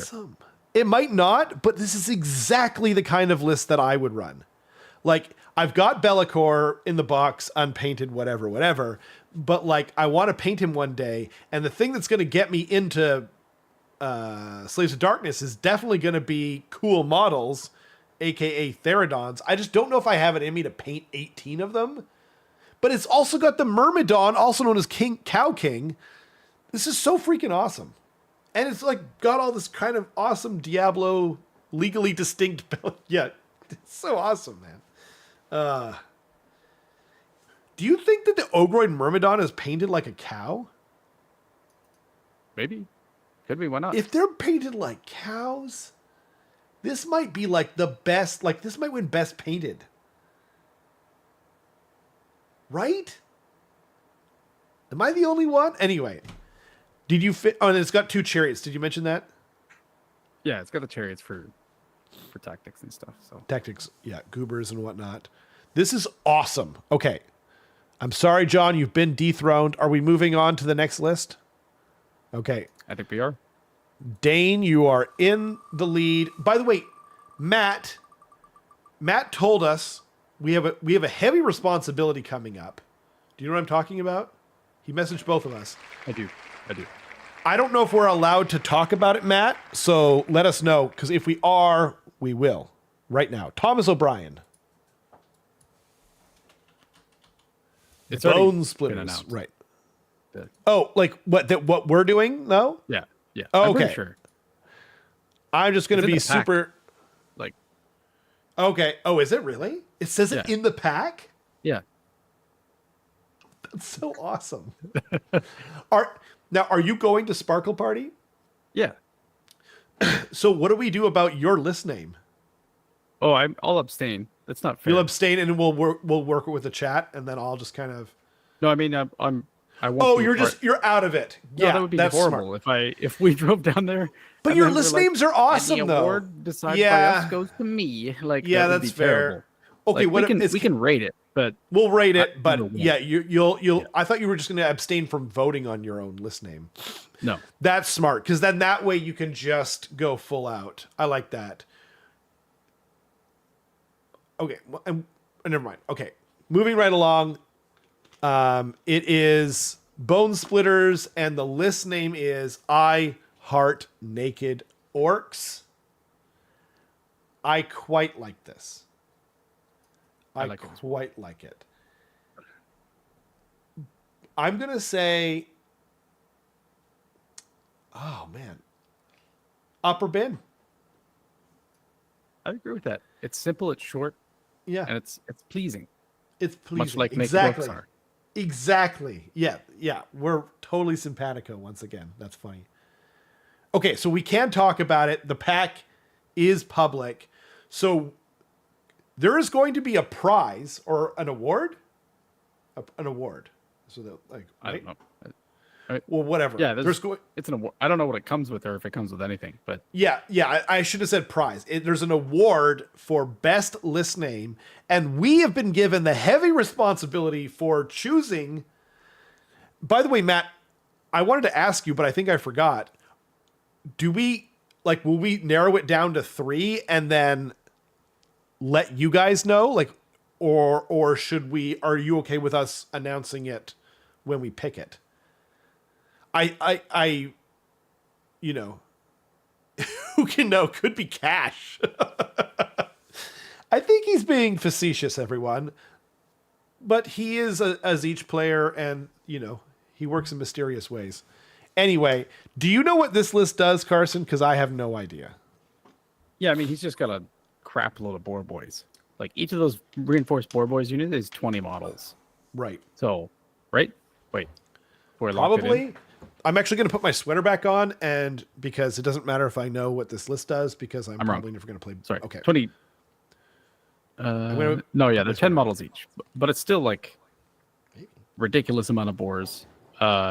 Just cramping up the table. So this is it's going to be pretty fast. It's going to be like owning a lot of different objectives at the same time. They've got a cute thing where they can be powering through even if they're less wounds than you. And then even if they didn't charge, I think. Even if it didn't charge, rather. And if it has less wounds, that's fine too. So basically, you still have to spend a command point, but you can just power through and just leave combat whenever you want. So it's kind of tricky in that way. And then he's got a lot of like anti-charge and anti-monster shenanigans. So it's just a lot to chew through. It's another one of those DPS check lists where, you know, if he can get to the points before you and he can start kind of like gumming you up, it's going to be really difficult to score on primary. So you just got to make sure that you can establish yourself on the points before he does. That's going to be one big thing. Well said, Carson. I definitely heard everything that you said. Excellent. I can't believe no one noticed. Like, I understand you not noticing, but I can't believe no one in chat noticed that I put my sweater on backwards and my hoodie came down like over my face. And I took it off and I was expecting to get roasted. But thank you guys for just assuming that what happened was true and that I was just so busy reading the comments, even with my headphones off and pretending to listen to Carson, that, yeah, you just assumed that was true. Anyway, great name, but not in the top list names. Yes. So Also, shout out to Thomas in general, who I know watches the show sometimes, and I've played against twice now this edition. He's just hard repping Bone Splitters until they sail off into the undying lands. Honestly, I couldn't agree more, and I'm so glad you said that because I was still thinking about several other things. But it is, yeah, that's so true. I love that you said that. Yeah, Charles Venice. Charles Van Ness. Another Slaves to Darkness. Yay! Say what? Okay, this list name is so up our alley. It's Slaves to Darkness, and I'm just gonna say it. I like big butts, and I sometimes lie. It's simple, but it's great. It's pretty good. Yeah. Is it better than cow level, though? Okay, actually, first of all, we have to decide where it is. I think it's upper bin. I don't think it's better. I think it's upper bin. Yeah, I don't think it's even like, yeah, I don't think it's even 4-0 and 1. Yeah. So yeah, upper bin. Okay. Yeah, and then as far as the list goes, it's pretty similar to a standard Slaves to Darkness list. You got the 6 Vanguard, you got your 6 Chosen. The Chosen are starting with the banner of Screaming Flesh for the 3d6 charge and +1 attack on the charge. The difference here is that he's got 1 unit of Raptorix and 1 unit of Furies, which you called out earlier, just for kind of getting tactics and screening. And then he's also got the Chaos Lord and Demonic Mount, so in my list, I chain activate with the Chosen to give them +1 to wound. The Chaos Lord and Demonic Mount is instead going to be chain activating with the Varangard to give them +1 to wound. So Varangard on 2s and 2s, everybody. It's great. Oofers. Oofers indeed. Madeline noticing that apparently my sweater looked like I was eaten by a ghost with the background blur. That's awesome. Yeah. Fun. I couldn't see that because I couldn't see anything. Yeah. Yeah, this is another low surface area Slaves to Darkness build that plays like every other Slaves to Darkness build, so not a whole lot of comments here. We've been talking about it, basically that list since the beginning almost. You know what I mean? Like there's slightly changes here and there, and that's great. Matt Beasley. Yeah. It's, we would love to like come up with something interesting to say about it, but it's getting kind of hard. So yeah, if you want to know more, you can just look up what it does, but Carson's, been explaining that list for a while. Okay. Matt, I noticed that you have used the same list name. So it is going to get downgraded. Now, by the way, I understand anyone because Cascade Clash isn't a huge tournament. So I understand if you're using a list name, but rules are rules, everyone. We've set the rules. We got to follow them. So what, Carson? Got to change your name. Yeah, for sure. But we need to give it. We still need to rate it, I guess. Lower bin. Or he didn't change it. Yeah. Okay. So just if it doesn't get changed, no matter how good it was, like even Amber Heard, if you come back again with Amber Heard, it's just lower bin. Is that the rule? Yeah, that's just the nature of garbage. It just sinks lower and lower, right? Yeah. It's gravity. It Yeah. becomes garbage juice. But I thought like the rate of sink would probably stay the same. So like if you started in the upper echelons, you might end up in the middle bin. But I like your rule better because, garbage day comes and it goes. So if it goes down to the bottom, like when was the last time your garbage man took, some of your garbage, but like they don't leave half a can. You know what I mean? Like they just get like the stuff gets stuck to the bottom, right? Okay. I like that. This is the same list, I want to say.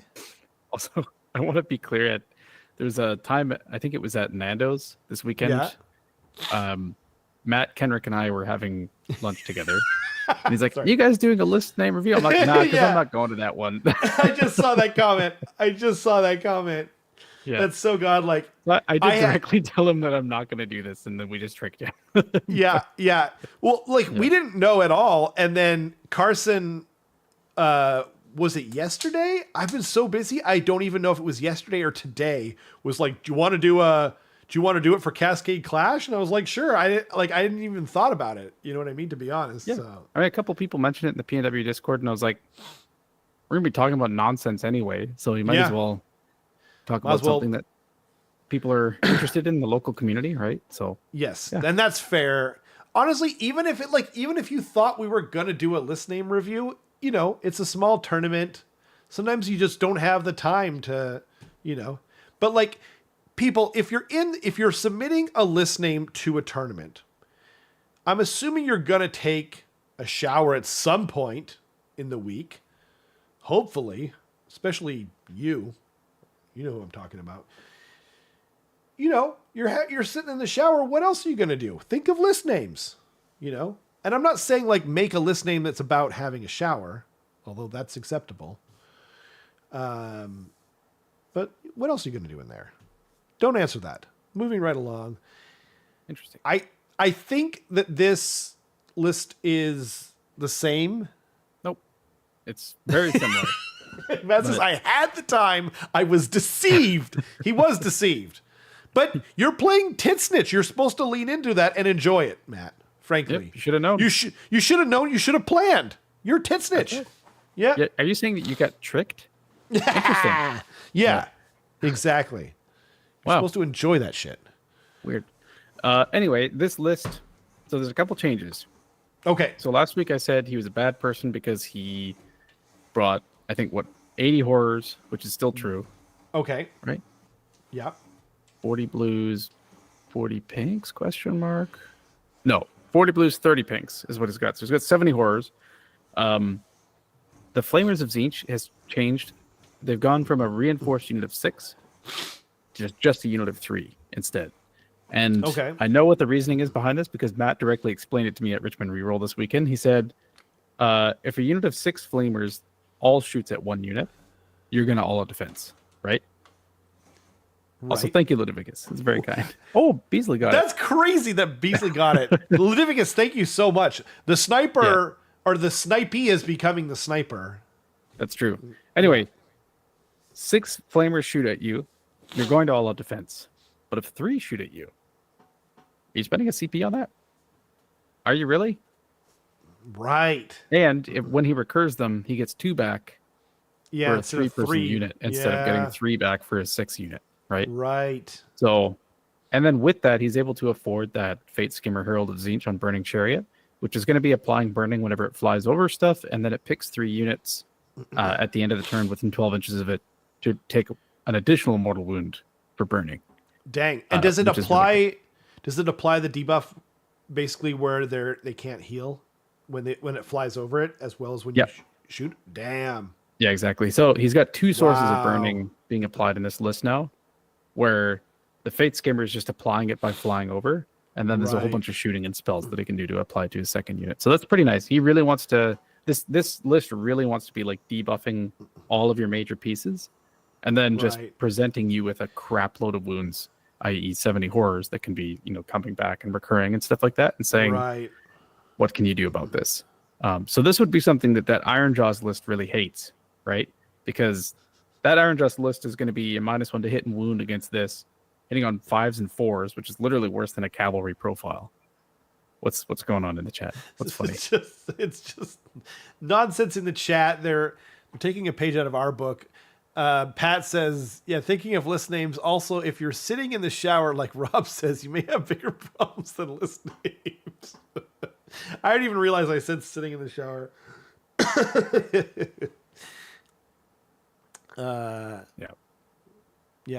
Yep. Anyway, this list is meant to keep it close against pretty much every opponent. Like you're gonna have a really tough time diffing this list, just like blowing them out essentially, just by nature of there being so many wounds on the table. Yeah, it's gonna be almost impossible. Right. So as to what to do against it, the big thing is just planning your tactics very carefully because you can mess with them so much. Do not waver is usually a really safe turn 1 tactic if you're going second against him. But things like seize the center, take the flanks, he can really easily mess with those, take their land. All of those positional tactics, he can do like an auto cast teleport, 20 blues to wherever it is that you're trying to go, and then all of a sudden that tactic's just not doable anymore. So just be really careful, really considerate of which tactics you pick is going to be my biggest tip against this list. Yeah, and I mean, so Alex mentioned that I guess Vince Venturella said that the burning faction couldn't work and people had tried. I didn't watch that episode. He's wrong. Yeah. Yeah, I mean, like, I do think I agree with Alex and with you and with Matt, who clearly believes in this faction. I think that Tzeentch is still the hardest army to play in the game. Or one of them. Can we at least say one of them? Yeah, it's definitely a harder... Like, it's top three, they've probably. Always been, right? Yeah, exactly. So where they are on that list is kind of... It's not... Who cares, right? So, like, if you just like Tzeentch, you know what I mean? And then you just roll up with your toys and you're expecting to be slaves to darkness or something like that, it's not going to go like that. And so, therefore... I just think it takes like a higher level player to win consistently with this army. So I agree with you guys. I think it definitely works, but yeah, it's not like, it's not an easy win. It's something that, you need to, yeah. But apparently Alex will. He's also. Wait, what? Also, I should mention that Leviticus said earlier that's from Beefy. We made a deal. Interesting. So, yeah, I want to know more. Feel free to let us. If you don't want to say in the chat, feel free to put it in the Discord or message me or whatever. I'm just curious. Or if you don't want me to know, that's totally cool. But yeah, anyway, thanks so much. Hopefully, Matt is a high enough level player to pilot this. Yeah, I hope so too. Yeah. I don't know. The jury's still out on Matt. No, it's not. He's insane. Yeah. Anyway, I guess we should move along probably. Probably. We want to get to more lists. We do. You want to say like Allegedly. 9:15 and then we'll start just looking at names? Maybe 9:10. 9:10? Okay. Depending on how things go, we'll play it by ear maybe. Jeffrey Horn. What are the dice wardens? Ooh, and it's Maggotkin. That's another army that I would have brought up that I want to see had I thought of it, but I didn't. So, who cares? Anyway, Maggotkin. The list name is All Caked Up, and I will fully admit that I have no idea about this list name. No idea? What do you mean? Oh, I don't get the list name. You've never heard the term "all caked up"? You're so I'm old, sure Rob. My God, how dare you? No, it's just like, is it makeup? No. Oh, okay. It's just straight booty. Like, oh my God. When you say someone's got cake, you're talking about their ass, right? What the? Okay, wait. Yeah. I got to be careful how I phrase this. Wait. So all caked up means like you've got a big booty or a nice booty? Yeah. Oh, Big, okay. nice. Both. I like that. I think that's a lovely expression. And yes, I'm old. I'm the same age as Daigo.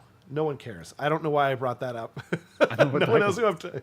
Daigo is like the most famous fighting game player to ever live, or ever will live, maybe. Part of Evo Moment 37. He's an absolute legend. He's written books. There's like a manga about him. It's crazy. But yeah, I am the same age as Daigo. We're like 1 month apart, and people make fun of how old he is. So, anyway, okay,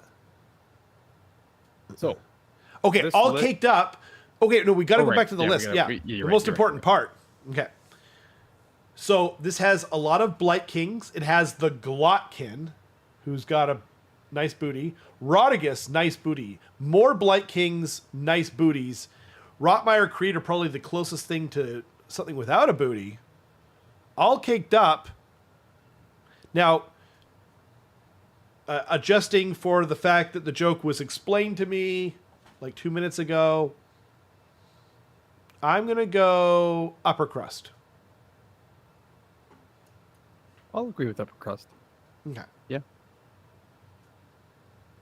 I like it. It's interesting. Yeah. So as for what this list does, we've been talking about stand-on points list. This is very much so one of those. Putrid Blight Kings are 3 wounds each, 3 up, 5 up save. So each of those reinforced units is 10, so it's 30 wounds on a 3 up, 5 up save each. They can fairly, not super reliably, but pretty, like with a spell that goes off on a 7, it'd be -1 to wound, which makes them even harder to kill. And then Rodriguez has got a +1 to wound, +1 to cast, which makes it pretty nice too, or pretty easy. The Lord of Blights is going to be the sub commander for giving them essentially a 50% move buff, but he also has Gift of Febrile Frenzy, which means that it's another +1 to move on top of that. So they're actually +3 to move. So they're moving 7 inches, which is quite fast for. That's fast, yeah. For Nurgle, yeah. Then the Lord of Blights can be like making you strike last and stuff like that. The Glotkin's got like a neat thing where when he countercharges, he can also countercharge with 2 friends. So he gets like a 3-for-1 essentially for countercharging. And then what's it called? So yeah, and then Plague Cyst is basically just that whenever you kill a model in his army, they do like 5 up mortal wounds back to you based on their health characteristic up to a maximum of 8. So neat. Oh, that's cool. So whenever you kill the Blight Kings, they're going to be rolling. They're on average going to deal a mortal wound back to you per Blight King that you kill. Damn. So it's just like another one of those attrition lists. The Rotmire Creed is going to be applying disease from a distance. Right. And then, yeah, so it's just like, if you want to go in like full send into them, it's a good chance that you're not going to deal enough damage, and then you're just going to get stuck in combat and attrition to death by disease and the Plague Cyst and stuff like that. So just be careful choosing your engagements is the big thing. Right. Yeah, that makes sense. Beefy said apparently he sent him, because Beefy made this really awesome wheel for doing the moon. So the payment, or the payment was 1 sub to the show. Damn, Beefy, that's very generous. Thank you. It is very generous. I think honestly that should become a new form of currency. It's just like, hey man, I'll cut your hair, but you gotta sub to Saga of Dice 5 times. Yeah. Yeah, I'll run that by my local salon. We'll see how far we get. Yeah. That's right. Oh, and Alex said if someone is caked up in England, they're caked the makeup on their face. That's what I thought it was too. That's not just England. I think that's like an older expression in general. So that's why I thought you were saying makeup earlier. Cool. Well, the future is now, old man. That's true. Yep.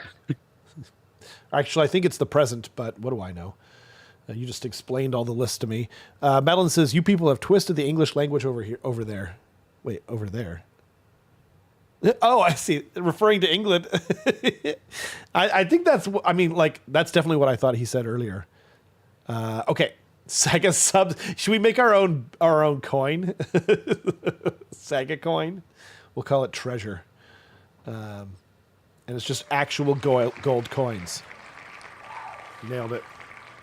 Yeah, Saga of Dice will become the new gold standard. Yep. I think it's going to happen. Oh, wow, that was close. Mason Knox, come on down. Historically, a very heavy hitter in the list department. Yep. And honestly, on the table, too. Yep. And the list name department, too.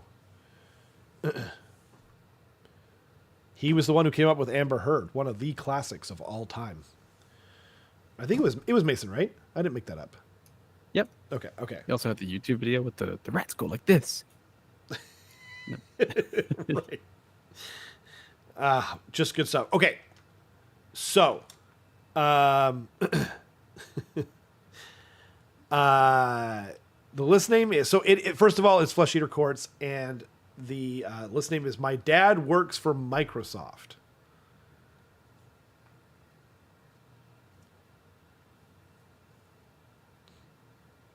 Now, is that the delusion? Maybe. There's kind of a meme of like, my uncle works at Nintendo, my dad works at Microsoft. Yeah. Like that kind of thing. It's like, he's going to get you banned if you're not nice to me on Xbox Live kind of thing. Like, right. You know, so maybe there's a bit of delusion going on there. It's just a funny sentence in general, too. So That's true. Yeah. I mean, he's from Seattle, so of course he's going to choose Microsoft. Yep. This is pretty good. It's obviously no Amber Heard, but like, I don't know how anyone's ever going to get to another Amber Heard, frankly. I'm going to say upper crust. I'll agree with that. Okay. Upper crust is It seems about right. By the way, we never just agree with each other. That's not something that we do. So, but we tend to be on the same wavelength. So, yeah. You got Usharan. You've got a Crypt Haunter Courtier, which means he's got horrors, which he does. Reinforced horrors. 2 units of reinforced knights, more big knights. 1 cardinal, more horrors, and a marrow scroll. Herald with the charnel vestments, which makes him a priest. He's got lots of fight last in here. And pretty fast army overall. I'm not seeing... Where's the other... I'm not seeing like a heroic trait. Oh, Cruel Taskmaster. Sorry, I didn't notice it there. Oh, man. Cruel Taskmaster. Is that the one that gives you more guys back when you return units? It gives you like an extra knight or... It's just a extra 3 rally rolls. Oh, extra 3 rally rolls. Okay. Yeah. Lords of the Manor is the one that you return an extra model whenever you use the returning serfs or knights thing. So right. That's going to be the big thing, is that if you don't fully kill one of those units of Morbeg Knights, he's going to be really easily returning the whole unit, essentially. Right. Well, you're what? You're getting an extra 3, so you're rolling 9 dice. Right? No, I'm saying Lords of the Manor is, because when he's using his NDP to bring back stuff, Lords of the Manor is every time you use the ability to bring back a knight, you get an extra knight back. Right. So I see. Yeah, I see what you're saying now. 2 of them, right? Yeah. Yeah. Yeah, you're gonna get, so if you return it, so it's if you spend if you have 6 NDP and you spend all 6, you're getting 3 back, and then you're getting an additional 1 with Lords of the Manor. And then if you rally them, you could rally first on 9 dice, probably get 1. So yeah, you're returning 5 at that point.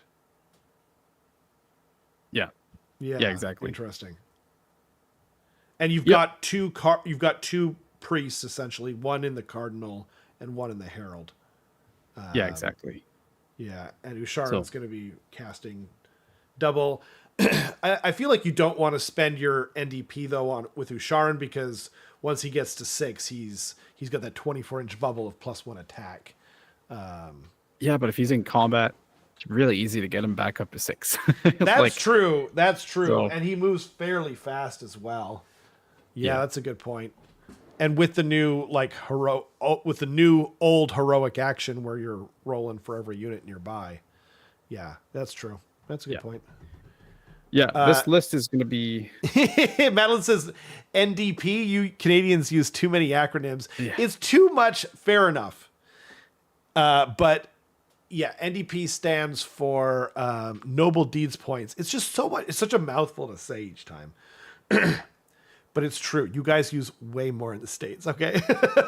Great Big C. Do you think Usharan will get a price nerf from P. Diddy? Oh my God. I shouldn't have said that out loud. Okay.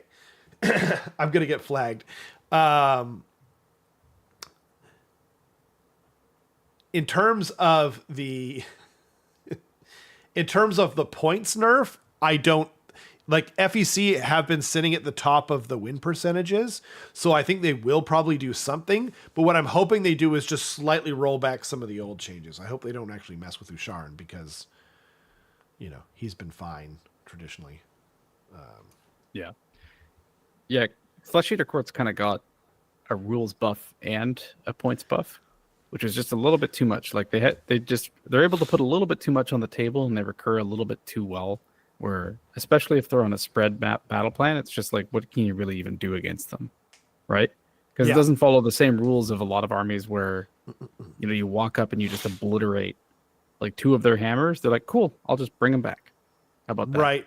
Yeah, that's true. And then they'll be like somewhere else on the table, just hopping around, and they just recur extremely well. And they're surprisingly tough too, like with Usharan's +1 to save when you're touching an objective that you already control, in addition with what's it called? All out defense is like suddenly those more bags are on a 2-up, right? Not they can never actually save on 2s, but like Yeah. effectively before the cap, it's a 2-up, which is really good. So Right. it's pretty solid. Yeah, and because the Cardinals and the Herald will be able to cast what's it called, deranged transformation. They can make those Morbeg Knights even faster, but they can also make the regular horrors quite fast and give them the +1 to wound.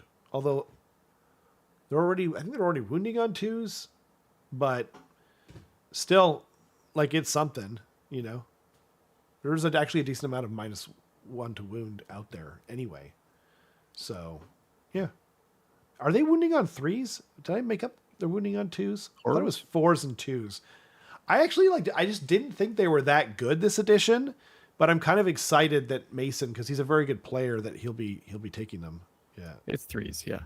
It's 3s? Okay, well then even better. Yeah, that makes even more sense then. Cool. And Stark says they got to wait till after Sparkle to nerf Usharan because he's the poster boy. Couldn't agree more. Oh, did I ask you already to get me a poster when you're down there?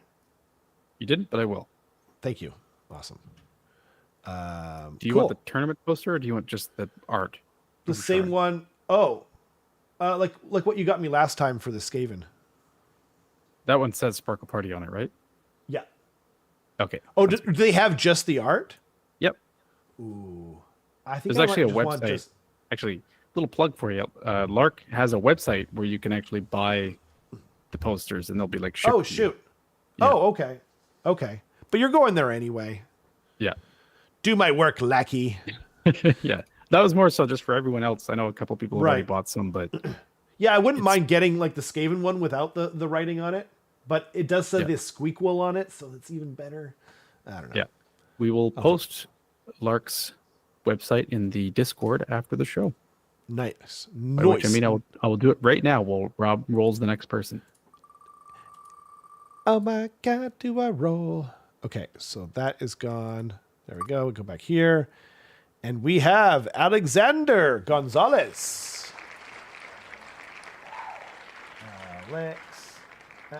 Alexander. He's from the Corsairs. Oh, wait. No, Gonzalez is from Blades, or he's just playing Blades of Corn. I was thinking of Alexander Frias. Okay, Gonzalez, Blades of Corn. I want to make sure I did not pick the wrong one. On the Discord, you said whoops. I don't know what anyone's talking about. Lark is awesome, and they do rock. Gonzalez, the list name is 3 hours of playtime plus Bloodbound and down plus. 3 hours of playtime. It definitely seems like someone who's extremely angry was just like hammering the keys while typing this in. All caps. So they are clearly yelling everything that's going on here. I think there's definitely stuff that we're not understanding. I mean, I get the Bloodbound and down.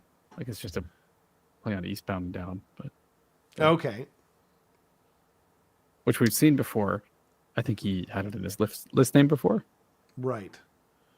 Moldy Bits? Sure. It's a little too cluttered, I think. That's true. That's true. Yeah. I'll go with that. And not that I don't really think I understand. Bloodbound Warhorde. It's a Spider-Man reference. Macho Man's character. Macho Man was a wrestler. I usually know Spider-Man references. 3 hours. Oh, a playtime. Oh, like I've got you for 4 minutes of play or whatever it is. Yeah. Macho Man. I see what you're saying from the first Toby movie. It did ring in my bell, like the playtime thing, but okay. 1 second. We need to revisit this then. 3 hours of playtime. He didn't say I've got you for, and then it's got the bloodbath. I think Carson's thing actually stands true. it's still cluttered. Like if it didn't have the bloodbound and down, I would actually mark it up higher. But I do like a Spider-Man reference. I'm going to bump it up just one to mid-bin for that. Okay. And then if it didn't have bloodbound and down, I would have gone upper crust. That's fair. That's what I'm thinking. Yeah. Yeah, that makes sense. That's fair. Okay. Okay. So as for what this list is doing, the Bloodbound War Horde is going to be a +1 to hit on objectives they don't control, or rather +1 to hit when they're hitting enemies that are on objectives they don't control. They can. So he's also got, let's see, how many Blood Warriors? You see a block of 20 Blood Warriors there, a Blood Stoker to make them run in charge, another block of 20 Blood Warriors, 5 Wrathmongers, 5 Wrathmongers. Let's see, an Aspiring Deathbringer, Blood Secretor for the +1 attacks once per game, Claws of Karanak for the pregame. It's just a lot of crap. And then he's got the the Regiment of Renown that has the Oathsworn Kin, Singri Brand, Gunner Brand, which is just like, it's a 3-for-1 crap deal, essentially, which is just like, it can do stuff. You know, Singri Brand is really fast and can't be targeted by shooting. And when they die, it's a Blood Tithe, which is really nice. There's some cute combos where the Mighty Lord of Khorne can be making your heroes strike first, and then the Aspiring Deathbringer can chain activate with Blood Warriors. Right. +1 so to wound. 3. Yeah, exactly. Then what else? Like I said, the Blood Warriors run into. This is just a list where they're just gonna walk up the table and say, "What can you do about 80 wounds on a 3-up?" That Right. if you kill them, I'm happy because I get Blood Tithe. Like. Right. It's just, you know, I assume because he's got so many like small crap units that he wants to be going for that 8 Blood Tithe +1 attacks for Khorne. Ooh, okay. And it would be really easy for him to get there. Right. Based on how much stuff there is. Like even if he's like not killing much of your list, which he probably is, because there's some like decent hard-hitting stuff in here. Yeah. Yeah. Okay. Cool. Yeah. And it's just, it shuts down some of the armies that are really good right now pretty hard. Jeez. Like, you know, let's say you've got your Vanguard Paladors with Starstrike Javelins that want to be going like right up near you, shooting you, charging you, shooting you again, and then maybe powering through after. This list just goes like, nope, I'm going to redeploy, murder less into combat. Now you're not shooting me at all, and you're not powering through at all, and you're just stuck here. Dang, and then cool. Same with Slaves to Darkness, where it's just like, I want to be on the charge, just punching you as hard as I can. And this list is like, no, actually, you're not going to be on the charge. I'm going to murderlust tag you and kind of like keep you in a specific spot and really mess with your double fights too. Because if you don't charge when you double fight, there's a chance that you kill a whole bunch of things, and then he removes his models out of combat with you, and then your double fight fizzles. So there's a lot of like really tricky things that he can do to make sure that you're not actually applying your damage how you want to be. So it's just good. Khorne's really good right now. Yeah, and then if you... The only thing this hates is like long range applied shooting, I guess. And then... And there's not a lot of that in this game anyway. Not really. Yeah. Yeah. And then maybe this would struggle into like Beasley's list or something, where it's just a whole bunch of debuffs applied to it, and they're getting attrition down too, except attrition harder. So yeah, it's a really solid list. Very cool. Very Very cool. Okay, I think we have to move into names only. Let's do it. It is a very cool list, and there's no Bloodthirster, and I like how original and techie it is, by the way. But yeah. So compliments to Alexander Gonzalez. Another strong player from what I understand, right? Yep. Okay. He is on the PNW Masters team. Then that automatically makes him quite good in my book. Curtis.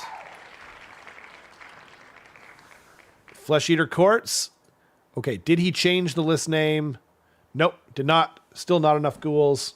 And Lower bin. it's still, yeah, lower bin. Didn't change it. Did not change it. It's almost like he didn't know the assignment was to change it. I know. But he's wrong. He's wrong for not doing so. Michael Hammond. Blades of Corn. And the list name is Return of the Smash and Bash. I don't know how I feel about this list name. I like it. It might have been the same as Richmond Reroll. Let me just take a look. Not to rat on you. I'm sorry. No. I don't think it was, because he said something about it not being Iron Jaws, didn't he? Yep, he's right. It's different. Oh, you're right. Okay. Sorry, it's different. Rob is correct. I'm just going to talk about myself in the third person. So then, therefore, what are we giving it? It's fine. It's fine.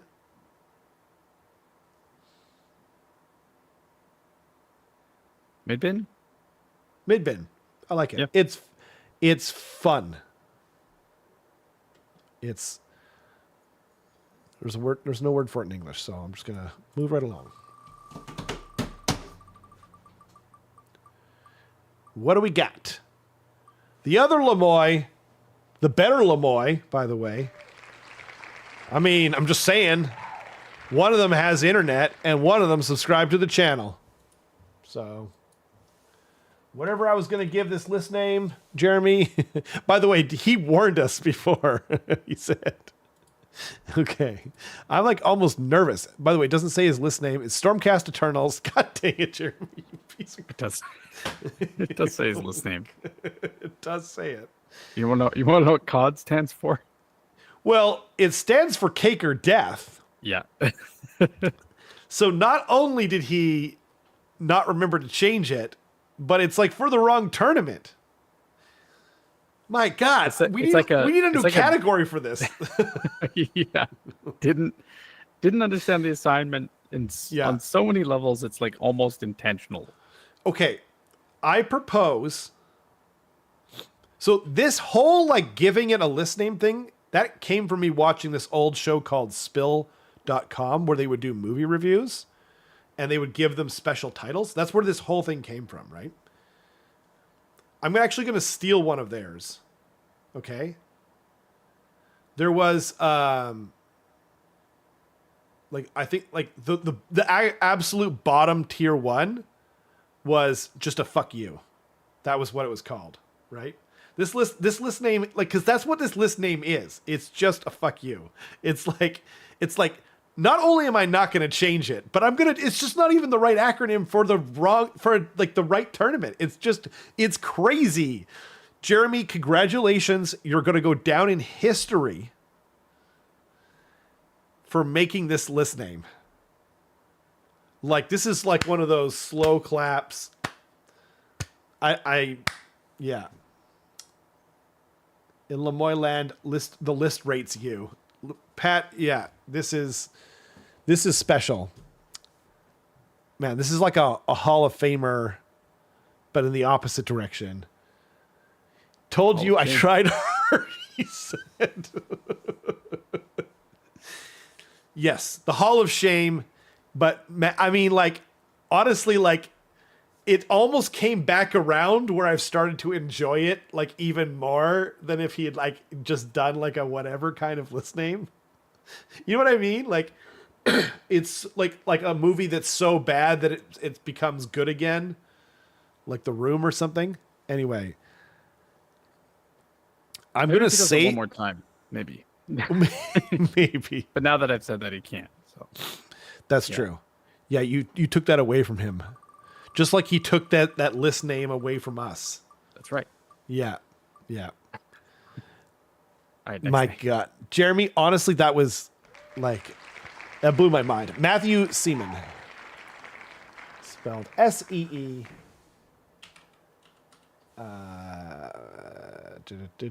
Ogre Maw Tribes. Oh, yeah. That's cool to see this. So it's Ogre Maw Tribes, and the list name is Meat Fist Jr. It sounds like a hamburger name. You know? Like I think the something junior, right? Like the Wendy's single junior or whatever. I don't know.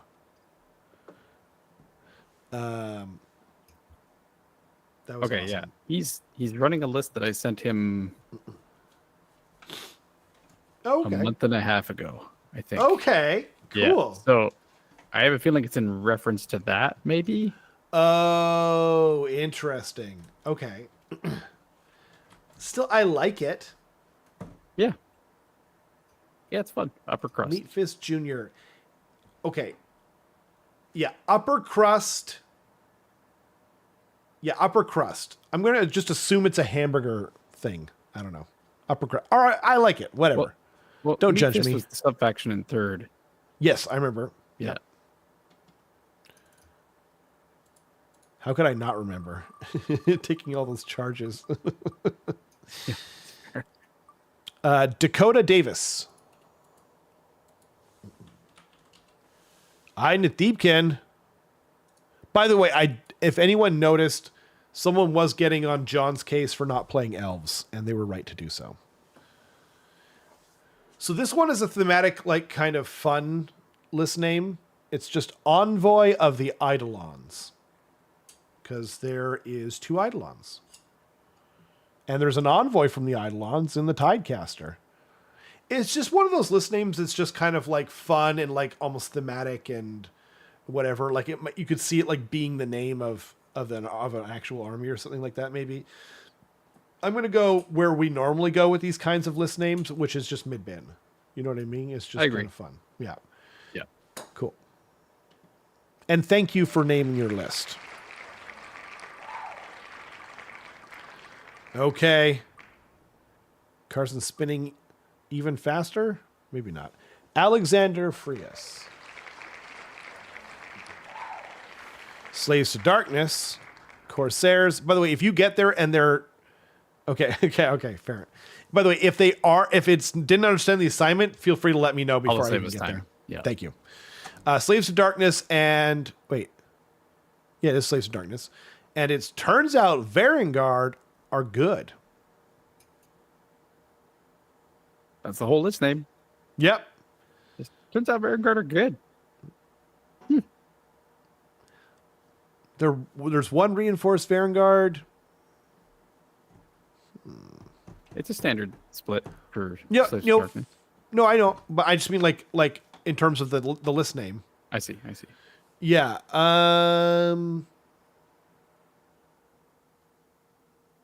Mid-bin. Also, Ludivicus, I think there's not going to be a lot of gets until the book is like officially out and everything settles. Right. You know, a lot of people are kind of straying away from it until then. And people are also working on getting stuff painted from the new box set and everything. So, yeah. Yeah. Except for Ricky Fisher. He's going to play gets no matter what. That's true. That's true. Ricky's awesome. Okay.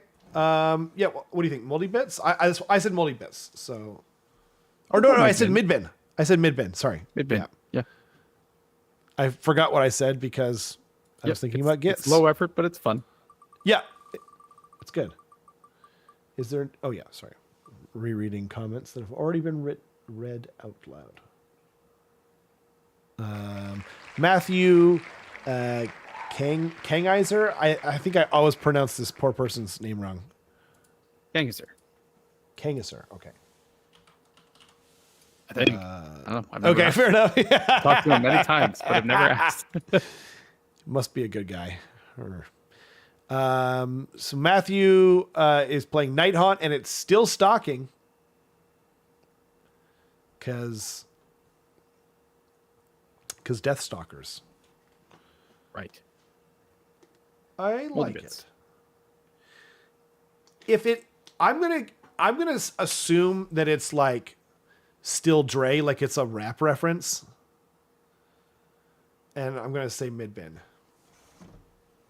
You know, like as you hear that like piano drop or not drop, but like as you hear that piano song come on, dun, dun, dun, you know, in the background. Honestly, if it was that, then I would go up even further probably. But I'll say mid-bin. Yeah. And just hope that that's what it is. Yeah, it's too bad, Ludivicus. Well, I'm sure like once things settle, we'll be seeing a lot of them, and then you'll kind of get your fill. I don't think we saw any Skaven tonight. And we usually see them. Stark, by the way. Stormcast Eternals. It's kind of sad though when we go through all of them, the list names, and we don't get to see any gits or any of whatever. But yeah, Stark, Stormcast, and it's unnerfed, unbothered, unconscionable. Ooh, I do like the alliteration.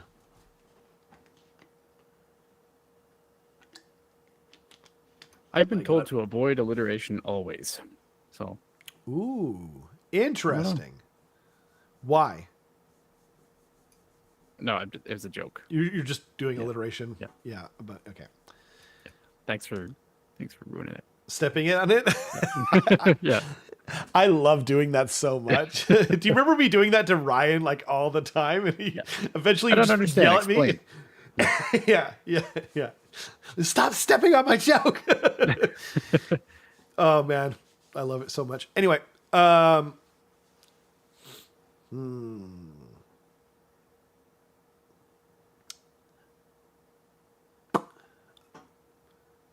mid bin.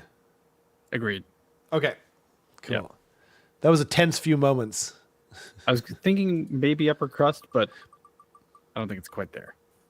Yeah, I was. Yeah, me too. It was between those two.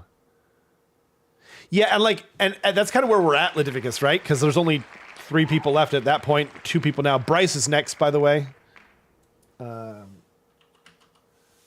Iron Jaws. Oh, Bryce, no. I Say it ain't so.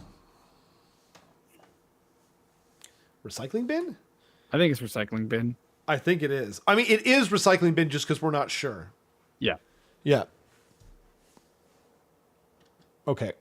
And then that means the last person is Michael Tunes. Michael Tunes. Or Tunez. Or Tunes. That makes sense. Ossiarch Bone Reapers.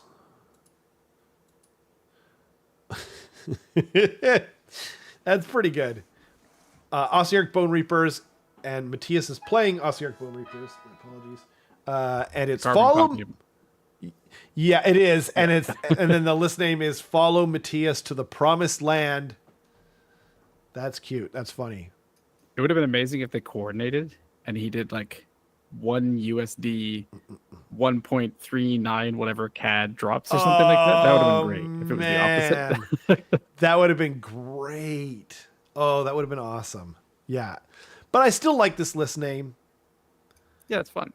I can say upper bin, upper crust, upper bin. Upper crust. Or upper crust? bin?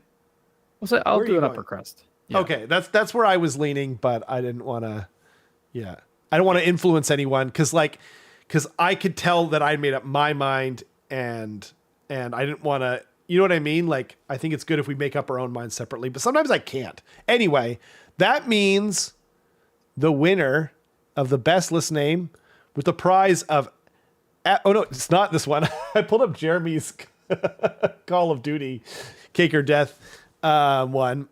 By accident. That means that the list name winner with the prize of absolutely nothing is to get to my level, you'll need Ritz Leg, Tome of Town Portal. To explain the acronym. Very good stuff. Very good stuff, Dane. My metaphorical cap is off. You know what is so awesome about this, and John's nice, yep, John's list name, and I'm sorry to the people I can't remember. I think Mason's was quite good. Like anything that got into the upper bin, I want to do an extra tip of the cap because they were all lied to, including, they were lied to as well. They didn't know that there were any stakes to this whole thing, but they did it for the love of the game. And that's something worth mentioning, worth celebrating, Yeah.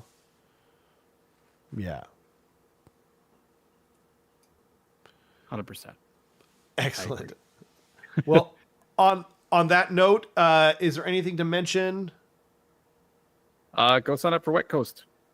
West Yes. Coast GT. It's in a month and a half. Month and a And, half. 2 golden tickets. 2 golden tickets. 2 golden tickets. Actually, you know what? I'm going to show you guys something. One sec. Ooh. I'm sure it's not. Actually, I don't want to step on any of this. Sigmar did lie, and so did Carson. Ooh. That's even more exciting. The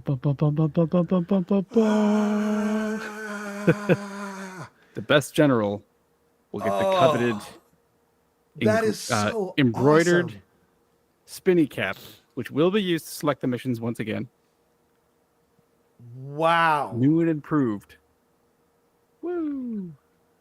Wow. What an honor. Are you going to paint an arrow on one side? Yeah, I attached like a post-it note to one side last time. I remember, but that yeah. will affect the spin, like the aerodynamics and stuff. That's true. You could just paint a white arrow down the middle, and that way no one will like argue collusion. You know? That's right. Is that not the best prize you guys have ever seen? It's attacking him already. That's the way. Now he looks super smart. I think we can all agree. Awesome. Oh my. Wow. It just keeps getting better and better. Are we done with the show? I want to like make it full screen, but I don't have I didn't plan for this. So yeah, I guess we're done. Signing off. Thanks again to Carson for hanging out or whatever. I don't know. You're the co-host. I'm not sure why I'm thanking you, but thanks to everyone who hung out in the chat, for the list names, to everything. Thanks to people who became members, and we'll see you guys next week. Take us out, Carson.